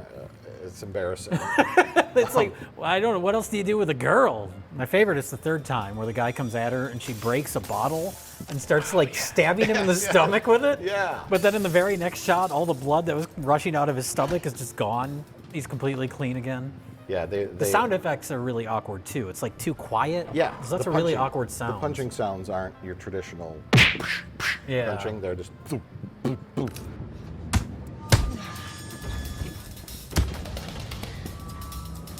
And they're mixed really quietly. Yeah, yeah. They bought some breakaway glass. Clearly, they show the bottles. They're made of like sugar or something, right? Yeah, sugar glass. And then yeah, they really made use of those. She smashes like a whiskey bottle on his head, and it just like it shatters like it's made of like sugar glass. Like a whiskey bottle would be really difficult to break over someone's head. That's like a rugged, even a beer bottle Those are would be. thick. Yeah, it's hard to break those. Yeah, yeah, and then she throws the guy into the servers. Oh yeah. I wanted to mention this part, and he goes, ah! He gets electrocuted. He doesn't even touch anything. No, and the servers are like old VCRs. There's one where I saw a DVD tray was open. It opened in the shot, like accidentally. Yeah. There was like a burned DVD in there. They went to like the Goodwill and bought a bunch of like old VCRs and DVD players and piled them up so that they could be their servers.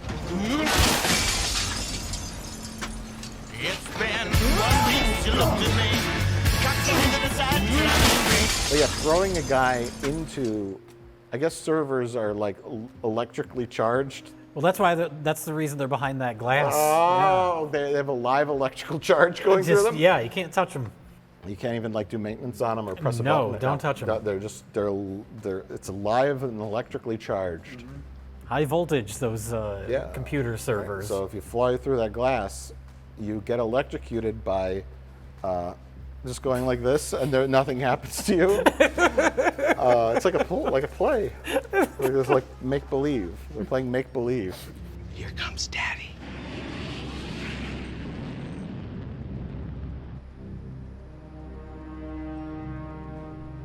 I guess he flies the plane now. He should have been the one like involved in all the gambling hijinks. Trey will represent me while Isabella searches for the vault in the server room.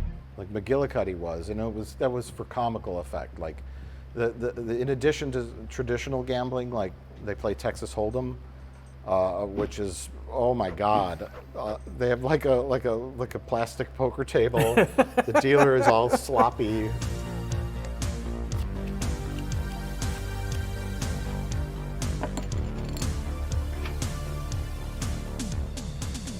And then they have like those poker chips that you buy from like Target or Walmart, like that are red, black, green, and white that have no denominations on them, and no like logos or anything. They're just like plastic, like party poker chips. Yeah. And this is supposed to be like a legit, serious gambling establishment. These are Chip Lab casino grade poker chips, and ordering custom chips like these is fast and easy.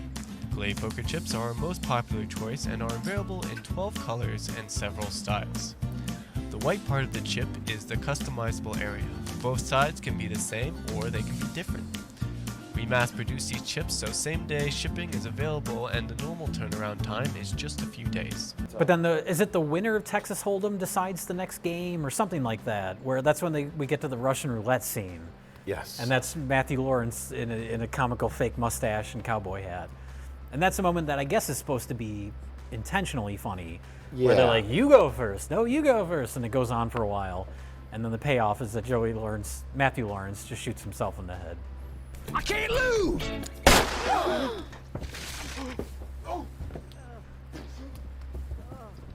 Yeah, is he the one that wanted to play Russian roulette? Yeah. Because he always wins. He always wins. Why would you ever want to play that? I mean, because this is the money plane, bitch. Anything goes. Oh my God. Money plane.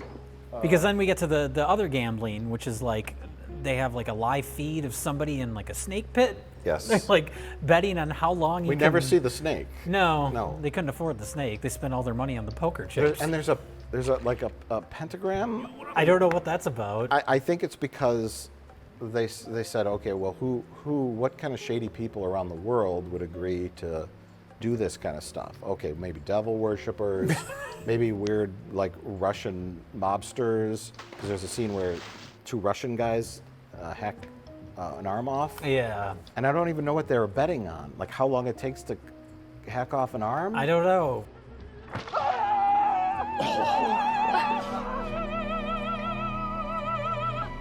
I was wondering about that with the piranhas. They throw a guy in a pit of piranhas. It was how long can the piranhas eat down to the bone? Whoa, stripped to the bone in 1 minute and 56 seconds. Won again by Mr. McGillicuddy. And it's only like a minute. Yeah, and I was like, how can you tell? And it's like this fake skeleton comes up, and it's some like I don't know, Chinese guy or something. So it's like, okay, so there's sketchy parts of the world where there's criminal underworld that will do this. I'm assuming they get paid by the concierge and the money plane enterprise. In which case, the whole flying over international airspace doesn't even matter because all the criminal activity is taking place on the ground. Yes. Money plane. This job sucks.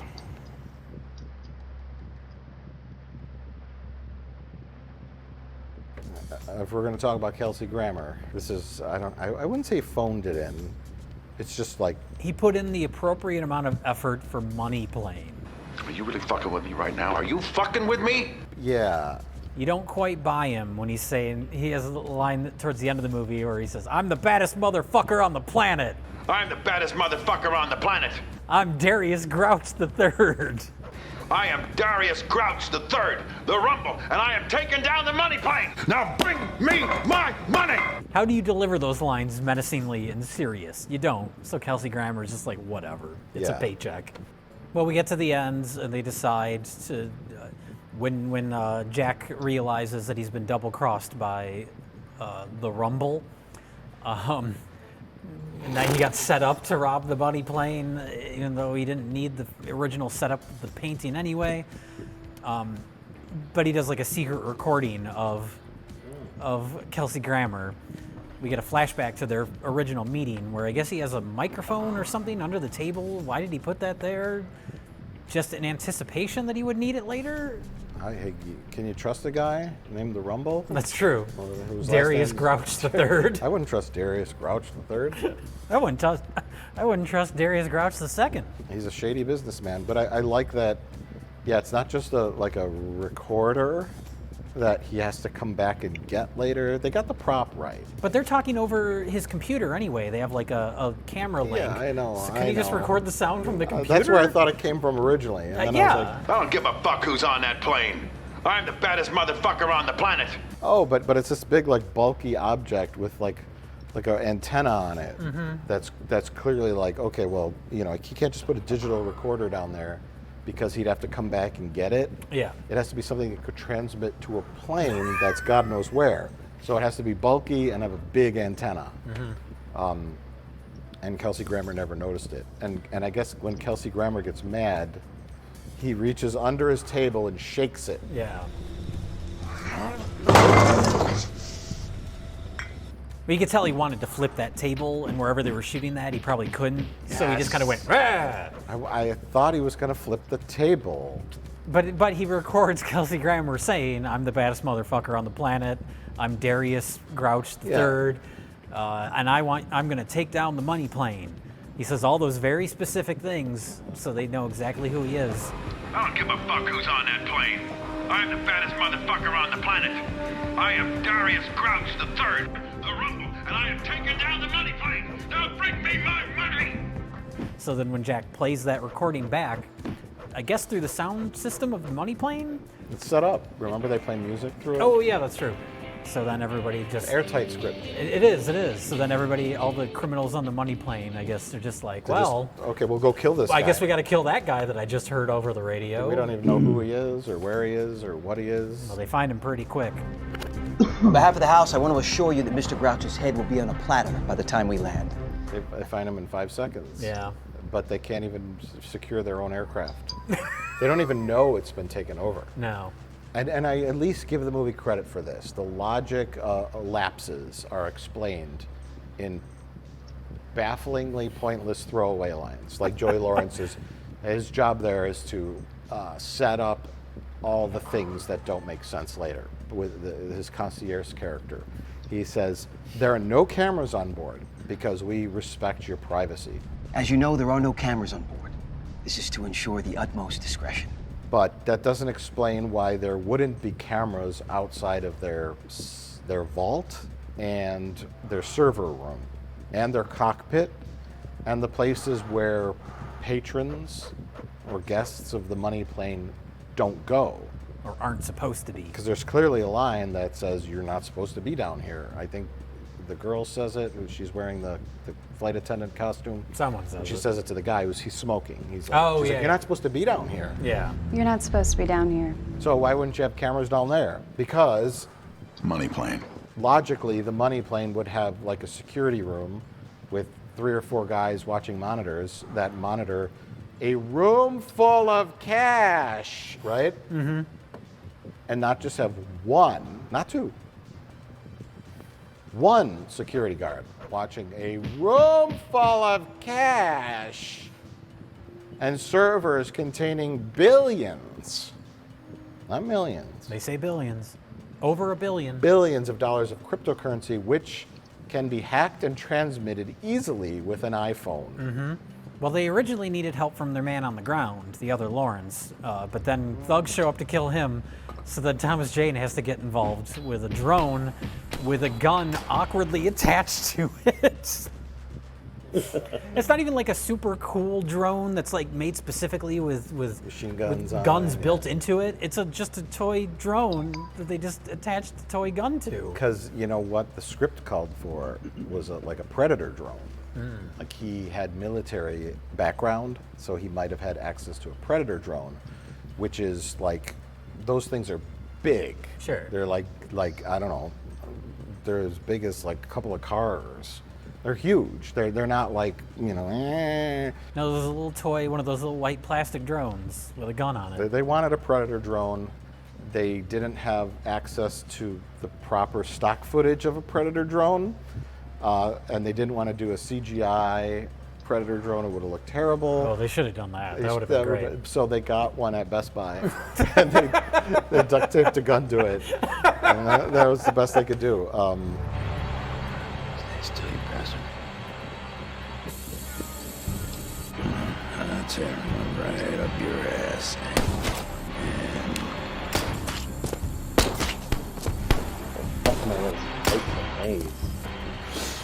Sucks to be you, pal. I'm still on the fence on whether or not this movie was an actual joke. I really don't know. I really don't know. It's so poorly made. It's all played so straight, though. I didn't get the impression that it's like an intentionally bad movie. I think it's just a very, very cheap movie that, in their mind, they had something more elaborate, and it just kept getting whittled down and whittled down. Yeah, that's possible. Because, yeah, you could kind of see, like, the faint shadow of what it was supposed to be or what they're trying to do. Oh, yeah. It's something that's really hard to nail down. Mm-hmm. Another interestingly bad movie, though. It's interestingly This has been bad. a good year for that, between, like, Veronica. Who is it? I'm in here. I didn't call maintenance today. And then Aqua Splash, and now this. This has been a great year for confusingly terrible movies. Veronica's, yeah, that's confusingly terrible. It's got to be like a new category. Veronica wasn't hilariously bad either, but no, none of these were. But they're all interesting to watch and like try and figure out what were they thinking. I'd love to be a fly on the wall while this movie was being made and just kind of watch it all come together, or even in the editing room, or oh my God, the muzzle flares from 1992, like. From your digital action pack, where you drop the effect in. You could find better, more realistic looking muzzle flares on like fucking YouTube for free. Yeah. And they look like they're painted on, like in like Photoshop. Like they look really bad. They look like Suburban Sasquatch, like muzzle flares, like an amateur movie from like the 90s. Yeah. Like that scene when Kelsey Grammer like shoots the machine gun.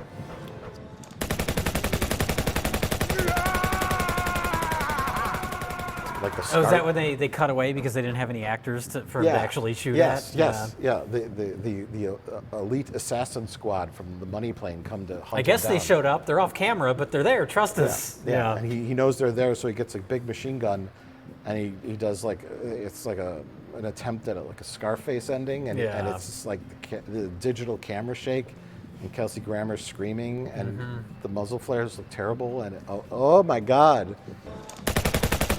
So that's where I question the legitimacy of this movie, whether or not it's supposed to be funny bad, or if they just had like the worst, cheapest editor who's just like, I'm not putting in any effort into this. That could be. You're not paying me enough. Yeah. I'm just going to do the worst job on this because you're an asshole. You're not paying me enough. I'll put in muzzle flares, but I'm not going to put in good ones because I hate you. Like that's the vibe I got from the editing. All right, you sons of bitches, let's do it. Would you recommend it? Would you recommend someone watching this? I guess I should ask you first because you're the one who said we should do this movie. Yeah. I would. Yeah. I thought it was, like I said, it's not like hilariously bad, like a best of the worst movie, but it does have this like cumulative effect on you. Where as it went on, it was more and more amusing to me. It's like looking at a train wreck. I'm sure we've said that many times, but it's just so cheap. And there's so many weird little decisions that you have one on top of the other. It's certainly interesting from a movie making perspective. It's just baffling and terrible at how bad something could be. Yeah. Money plane. And not in a charming way. Got a bad feeling about this. Things are going south. In a kind of a disgusting way. I felt like I wanted to throw up after watching it. Like in a way where I felt sorry for everyone involved in it, all the actors. I felt like sick. Money plane. Like embarrassed. Bunch of bitches. You know what I mean? as myself, as a viewer, like sick.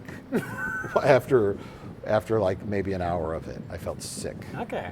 That something could exist made by human beings that is so bad. I felt literally nauseous. So you'd recommend it? Yeah.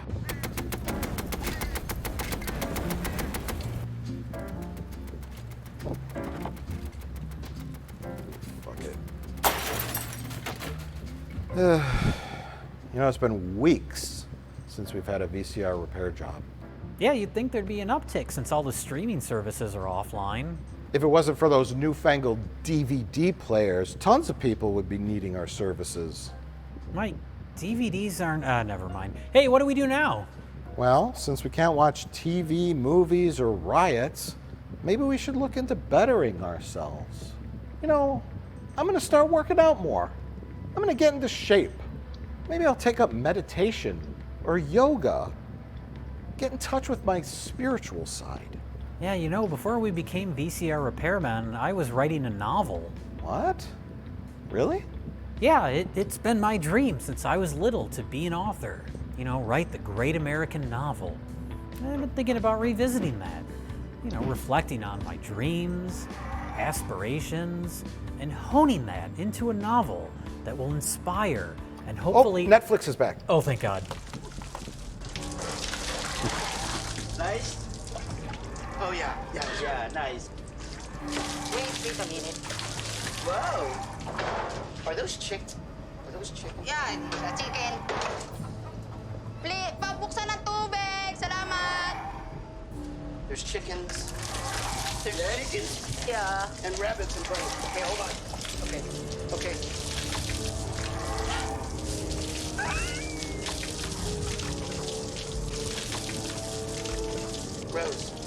Rose. Yes, I'm here. Oh, I dropped the soap. Thank you. Okay, I'm done. You done? Oh my God.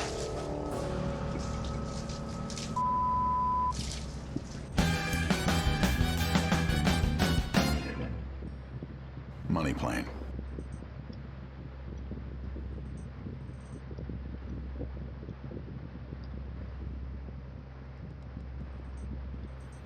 half in the bag. Why are you wasting my time? Just kill me.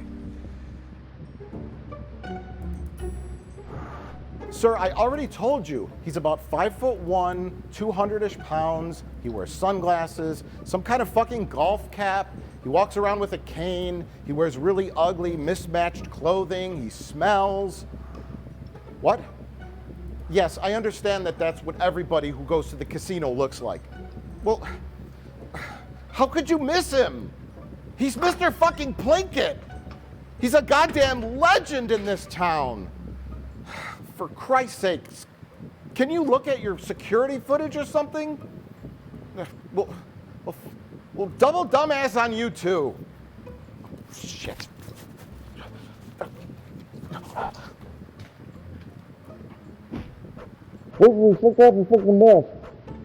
What? I can't understand you. What?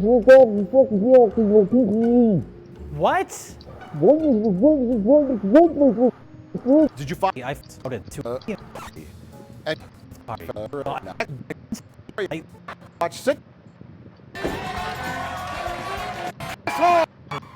Why would you say it was a lady if she had balls in her? Mr. Plinkett, where have you been? Well, not that it's any of your business, but I was at the casino, the pharmacy, a fish fry. Then I went to my ballroom dancing class, the sauna. Oh, and then I accidentally got an Evite to an office Christmas party.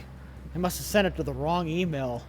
But I went anyway, for the cold food and the hot sex. It was a wild party. Some lady was Xeroxing her balls in the copy machine. Why would you say it was a lady if she had balls? Jerry, I just joined the Twitter, and I learned it's not okay to assign gender to anybody. She was a pretty little lady with a beard.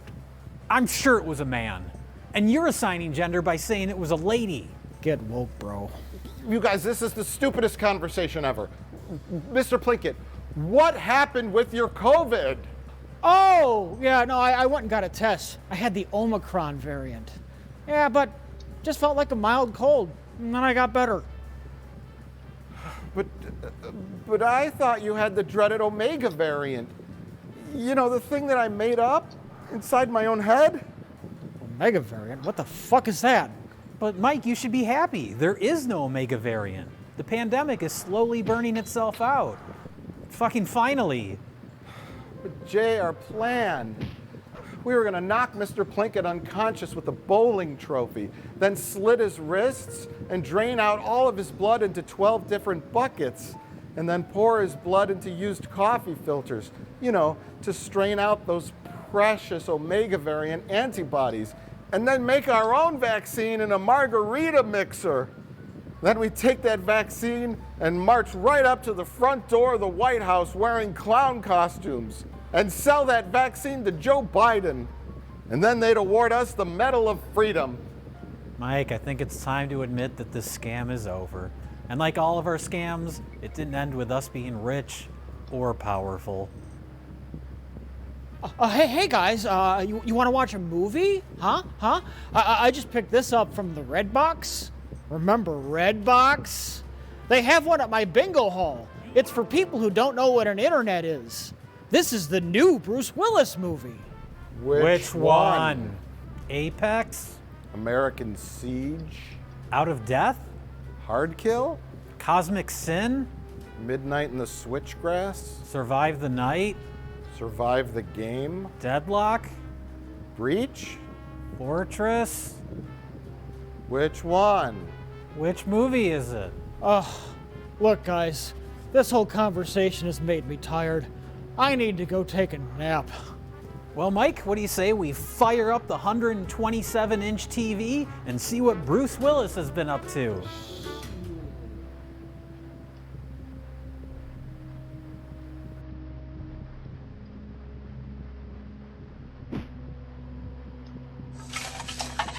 Hey! I thought you were dead. Get out. It's time to get up. You could. Hey, Mike, seen any Bruce Willis movies lately? In fact, Jay, I have. We just watched several of them on Mr. Plinkett's big screen TV. Really taking advantage of that giant television. I know. Watching these carefully crafted films. They're works of fart. Why did we do this, Mike? Well, for years we've noticed films in the red box on demand with an aging movie star on the cover. All look like junk movies, and we always called them red box movies, and we laugh at them, and we never really knew. We always suspected they were made, abroad, foreign countries, like cheaply. We didn't really know much about them. Yeah.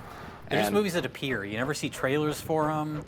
Nobody ever talks about them or reviews them. No. They just show up in that crappy little red box. Right. Or Amazon Prime or Vudu or whatever, like on-demand service. And you say, hey, this has a famous person in it. How have I never even heard of it? Exactly. And they're not, they're famous people that are kind of, they're fading stars. Yeah. But they're still names. Your John Travolta's. Yes. Nicolas Cage keeps bouncing back and forth between these and good movies. Thank God he takes a good script every now and then. But yes, your Nicolas Cage, Robert De Niro, Al Pacino, Bruce Willis. Bruce Willis is the biggest criminal of them all. Well, that's we've talked in previous Half in the Bags, and the most recent Half in the Bag, we mentioned the never-ending pile of Bruce Willis movies. And so we said, hey, let's dive into those. What are these? Where did they come from? Then somehow I saw an article on the internet. It was on vulture.com, an article by a guy named Joshua Hart from May of 2021. And it was called the King of the Geezer Teaser, which is the name for these types of movies, where they have an old male action star actor as the pull, yeah, and who's barely in the movie, and it was called the King of the Geezer Teasers, and so that was kind of the genesis of this discussion and diving into these Bruce Willis films, because Bruce Willis has made 11 films in the last 2 years. And that's he's walked in front of the camera for 11 films. Exclusively. I'm not like, there isn't like an art film or like a TV appearance in this. It's specifically only 11 films, and they're all trash. And we're gonna go through those, all of them. Yeah, I think the original idea for this was like, we'll make fun of these crappy Bruce Willis movies, because you've heard about like, oh, he uses body doubles, he barely acts. Keep working, old man. I'll take you anytime, punk. And so that was kind of, I was going into it like that, like, oh, this will be fun to make fun of. But most of them are too pathetic to be funny bad. And it led to a much larger discovery of this factory, this exploitation factory. Yes. That is going on, that is completely under the radar because nobody watches these things. Somebody must. They get made, they get bought for distribution, and then nobody watches them. A good business model would collapse if nobody watched them. Well, that's what I say. I'm sure they get paid. Cosmic Sin is one of them. That's on Netflix right now. Once upon a time, you were a big, bad motherfucker. But now? What now?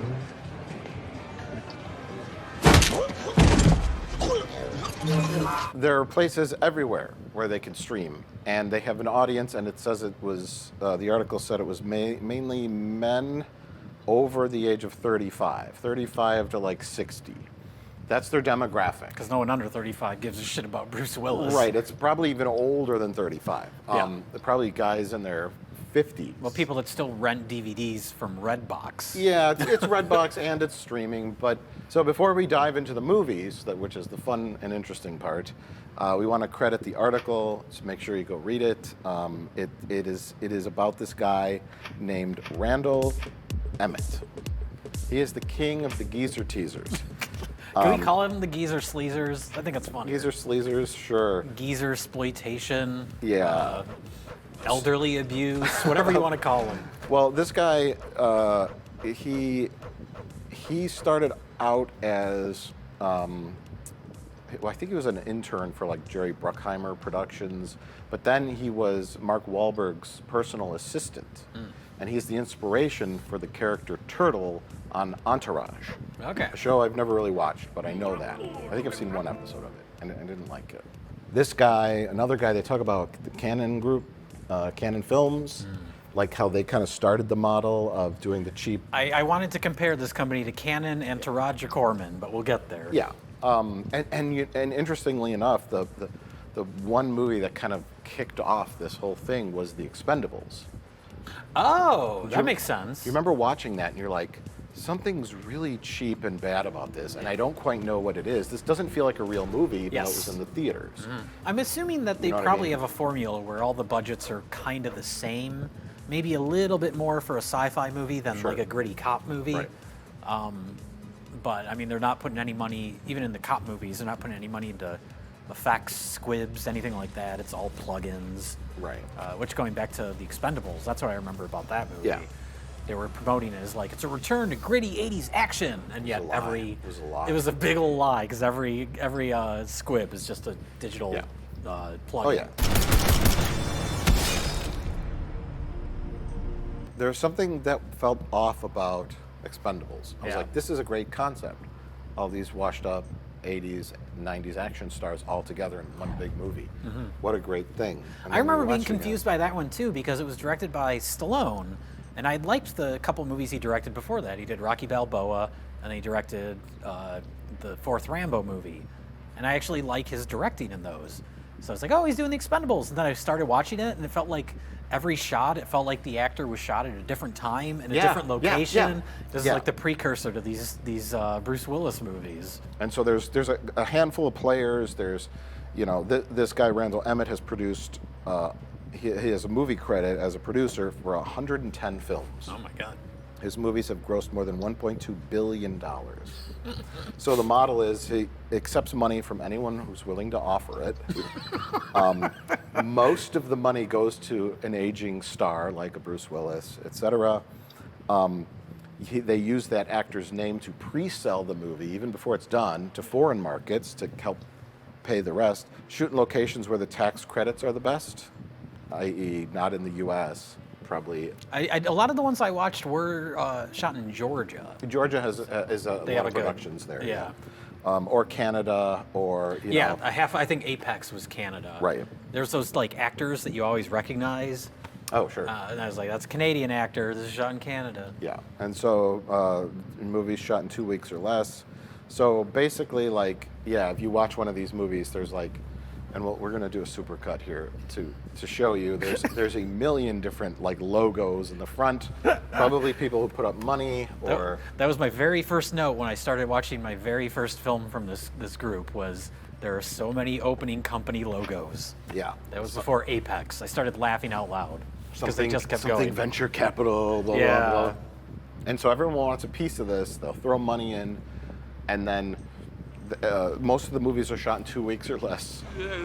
2 weeks. 2 weeks.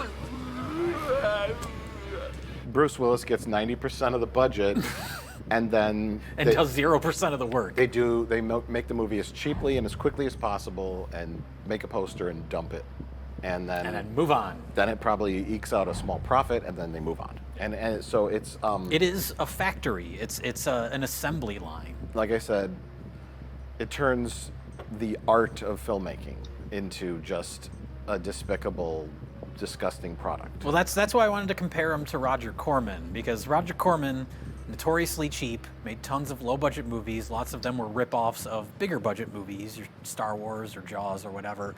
But Roger Corman was smart enough to hire young, talented filmmakers to make the movies fun.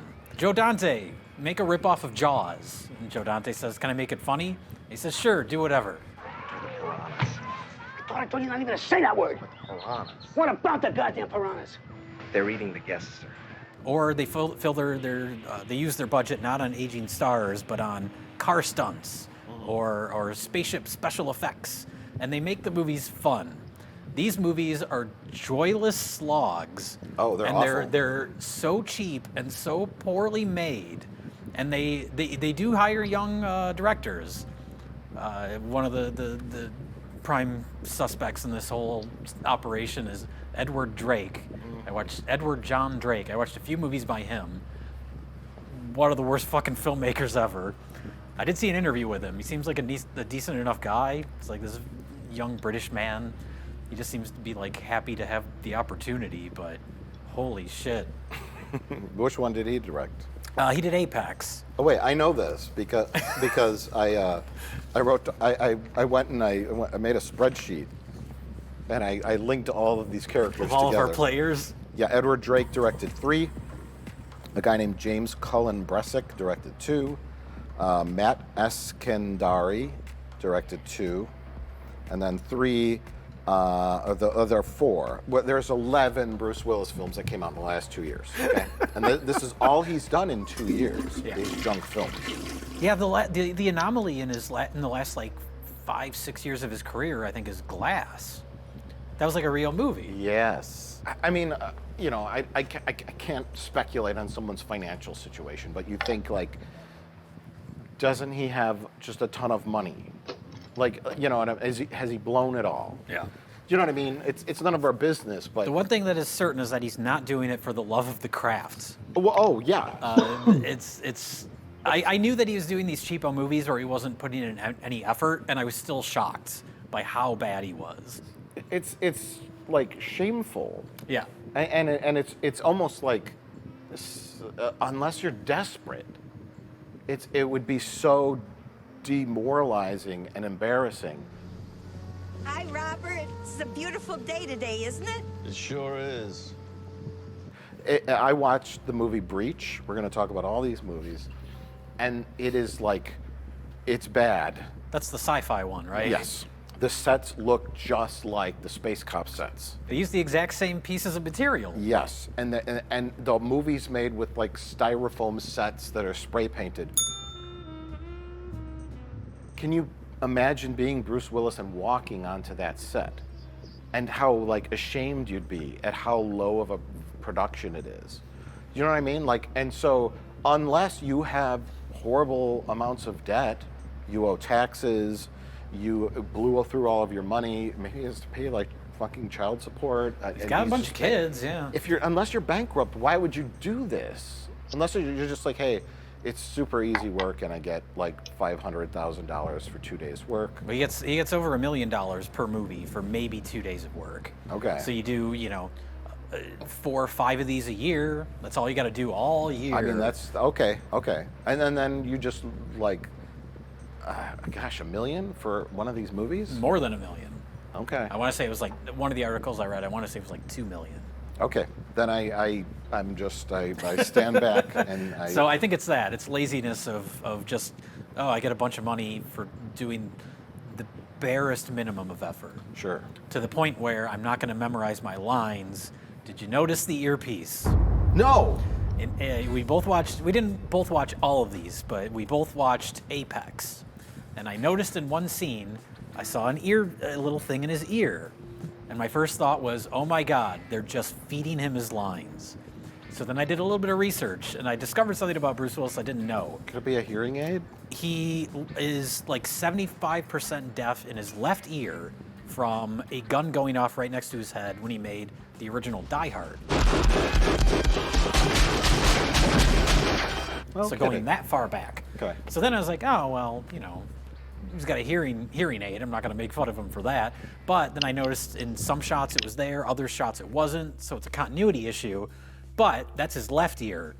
And also in Apex and other movies, he has a little earpiece in his right ear as well. So somebody's feeding him lines. He walks on set, someone says into a microphone what he has to say, he just says it. And then he goes back to his trailer. There's that scene in Apex when he's talking to the hologram. The hologram lady who's coordinating the kill hunt thing. I'm a popular guy. How you've stayed alive this long is beyond me. The luck of the Irish. Should we explain the plot of Apex real quick? Yeah. Well, okay. We're gonna get into the movies now. Okay. We've referenced The King of the Geezer Teaser. The stage is set. The stage is set. And you can go into this article because it's crazy. They talk about like the Russian mob and all these people want to kill this guy, and he's being sued by this person and that person, and it's just this like completely tangled mess of he's super hated in Hollywood, but he makes these movies. He actually Martin Scorsese was having trouble finding money to produce Silence. Oh, okay, yeah. Yeah, that's kind of a not very commercial idea, not a commercial movie. They talk about this concept of like an old time artistic filmmaker like Martin Scorsese, and the phrase "one for them, one for me," where he makes like a commercially successful movie, and then he's able to make something like Last Temptation of Christ or Silence or Kundun or an artsy-fartsy movie that's not going to bring in huge money at the box office, but it's something as an artist Martin Scorsese wants to make. So he had trouble finding money for Silence, and then this guy also got a producer's credit on The Irishman, a non-union producer credit, because I don't think he's in the Producers Guild of America. Okay. And I think most of his movies he tries to shoot without union. He tries to get around that. I mean, I'm not like saying exactly what this guy does. This is all detailed in the article. And so that's this guy. You could read about him. Great. Bruce Willis. I understand a little more about why he makes these movies because I didn't think it was that big of a payday. Yeah. But that does sound like 98% of the budgets of these movies. Sure. And you have to have some nerve to walk onto the set of a trash movie where you're taking 98% of the money and everyone else around you is either working for free or peanuts. Yeah. And I would feel like a huge piece of dog shit if I did that. Doing absolutely nothing? Doing barely anything, and everyone else doing tons of work and trying to make it in the business, and you're riding that wave of your name. I get it, you earned that name, but I would still feel like a piece of garbage, like making that much money when someone else is making $100 to hold the boom mic. I would feel crappy. Yeah. I mean, you're a movie star, you're the draw, but at least put in the tiniest bit of effort into a performance. That's related to the earpiece thing again. I found an article from I think it was 2017, where Bruce Willis was in a stage version of Stephen King's Misery. Him and Laurie Metcalf, which, side note, I would like to see that. Laurie Metcalf as Annie Wilkes in Misery. Sure. She'd be great. But I found a bunch of articles that were criticizing him because somehow it came out that he was having his lines fed to him. And usually, when an actor goes back to doing a stage production, it's kind of because they want to, they work on these big movies and they want to kind of get that feel of what it's like to be a real performer again. Why the fuck are you doing it if you're just having someone tell you your lines? What did he get out of that? It's so weird. Maybe he made a deal where he got 98% of the ticket sales. I have no fucking idea, Jay. We should get in there, save the day. Well, that would be stupid. Apex we'll go into Apex. Yeah. It but, is. But wait, first, oh Jay, my God. I'm so sorry. Oh my God, eventually we'll get to Apex. Yeah, we got to tell everybody the names of these movies. Oh yeah. Because I so you can not watch them for yourself. And also, I put them in order of their Rotten Tomatoes scores. Oh yeah, that was the original idea for this. Is we were only going to watch a few of them that had 0%. Right. But it grew into a larger project. Yes. Okay, so number one, ironically, Apex. I was going to say that's the most ironically titled film of all time. 0%. American Siege, 0%. Out of Death, 0%. Hard Kill, 0%. Cosmic Sins, 3%. Oh. Midnight in the Switchgrass. That's going to be a little bit higher, I'm guessing. 8%. Okay. This guy, the King of the Geezer Teaser, actually directed. Okay. That's his first film, and I think he might have wrote it too, co-wrote it. Okay. But he was. I didn't watch the whole thing. I skimmed through that one, and it looked mediocre, but it was better put together than a lot of these. I think they tried a little harder on that. I think so. Still, they only managed to get it up to 8%. Survive the Night, 14%. Survive the Game, 14%. Oh my God. Deadlock was not reviewed by anyone, but it has a 15% audience score. But it made all of its money in Puerto Rico. I have no idea. Breach 20% and Fortress tops it out at another 20%. Wow, I'm surprised any of them got into the double digits. Yeah, so... to be fair, some of the ones that are 0% only have like 5-6 reviews. Yeah. But well, let's talk about our first film, Apex.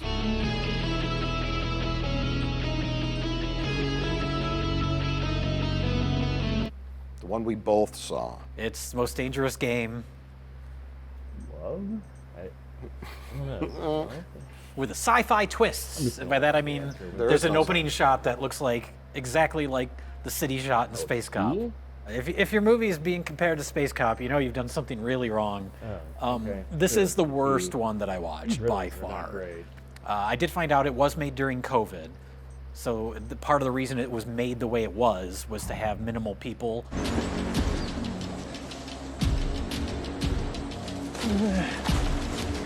But talk about Bruce Willis having his lines fed to him. I texted you like halfway through the movie because you'd already watched it. And I was like, is he going to be in a single shot with another actor? And there's a couple shots. One shot. There's a couple shots where he's in the frame with probably a stand-in, because I don't think he was in the same shoot with any of the other actors in the movie. But yeah, most of the movie is him leaning against trees in the woods. Well, here's the premise. Neil McDonough, who's some kind of character actor, he's been in a lot of things. You'll recognize his face. I think was he in Star Trek? He was probably in Star Trek. He's probably in some Star Trek. He's an example of a pro, a professional actor. He's working on this cheapo shit movie, but he's still trying to put in a performance. He's pretty good. Yeah, it's in the future. They have holographic computer screens that are added later and post cheaply. So it's the future. My favorite piece of future technology is the fireplace, which is just a normal fireplace, but there's just like a red glow coming from it because it's the future. Oh God. And so a cast of unlikable, lovable characters who all are a bunch of fat white guys and some girl, all go to this island to kill the ultimate prey, which is Bruce Willis, who is in prison for life, and a hologram lets him out. That opening scene with him in the prison cell with the hologram sets you up for everything. You can tell they just pointed a camera at him, and they said, say this line. Now say this line. Yes. Hey, buddy. Are you lost? Holy hell, sir. How are you still alive? Come closer and I'll show you. Enjoy the rest of your day. You're coming on a little strong. Maybe you could settle down and visit the grandkids. Grandkids? I don't have any grandkids. So yeah, you can literally feel the cuts. Mm-hmm. And what he's saying, it's like he doesn't even know the context of what he's saying. Oh yeah, no. I mean, especially to learn that he's having his lines fed to him through his ear. Yeah. He's just saying words. Yeah, he's literally just saying words. Okay. I'm in. You want to go out? We can go out. Well, the premise is, they're chasing Bruce Willis through the woods to hunt him, for, I guess for sport. Is there any mention of money or anything? I think it's just for sport. Yeah. They pay money to do it. But Bruce Willis, he's so clever that he puts it in their minds in one line of dialogue. He says, hey, can the hunters kill each other? And the hunters are like, oh, we've never thought of that. Hey, I got a question. You're coming through loud and clear to all. Can hunters kill other hunters? And then they just kill each other in the woods through the rest of the movie while Bruce Willis looks through a bush. Well, they let Bruce Willis out of his little room, right? This made me laugh out loud. It's like this, what appears to be like a tropical island. Yeah. And they cut and they're like, okay, Bruce Willis, go. We'll give you 30 minutes, head start. Why does that even matter? Yeah. He doesn't set traps. He doesn't do anything clever. He just stands behind a tree. So there's a stand-in who's running like on a golf course, and it's over this behind the shoulder shot. And and then it cuts, and we don't see Bruce Willis again for an hour. That's the main staple to point out in all these movies is the body double. Whenever it's not Bruce Willis's face, it's some other guy.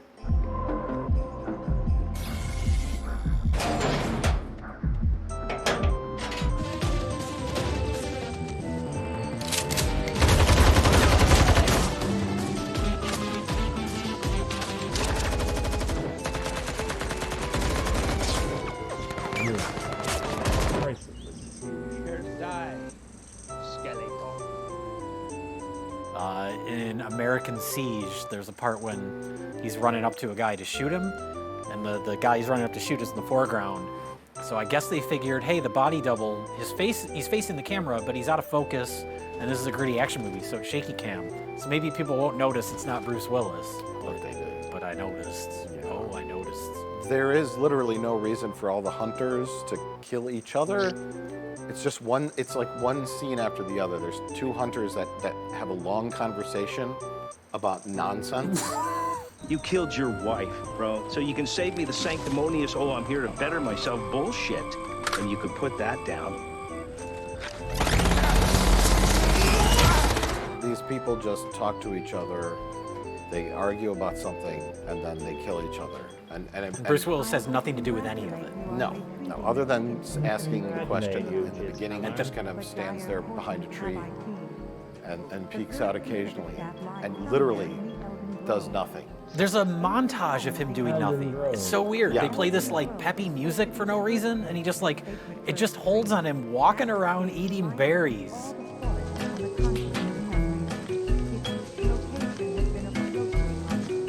Yeah, the berries had like LSD in them. Yeah, they say it's like, oh, pretty soon you're gonna start tripping. Yeah. You're about to trip some serious balls. It doesn't bother me. As if that's gonna be like something that is a detriment during the climax, but then it isn't. It just kind of happens and then goes away. And then it goes away, and then the movie continues and has nothing to do with anything. And that's the phrase of the day, I suppose. It's just wasting time. It's just filling time. Oh yeah. Nonsense characters talking about nothing, cutting to Bruce Willis, like spreading out his screen time. You're just standing behind a tree.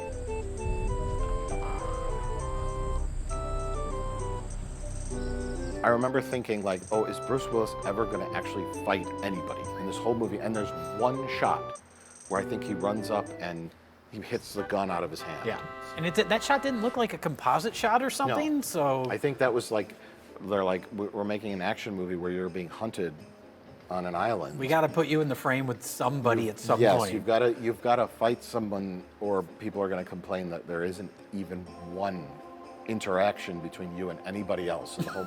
So he's like, all right, fine, one thing where I knock a gun out of some guy's hand. It's like such a far cry from like Die Hard. It's just like amazing. Yeah. My brain can't handle it.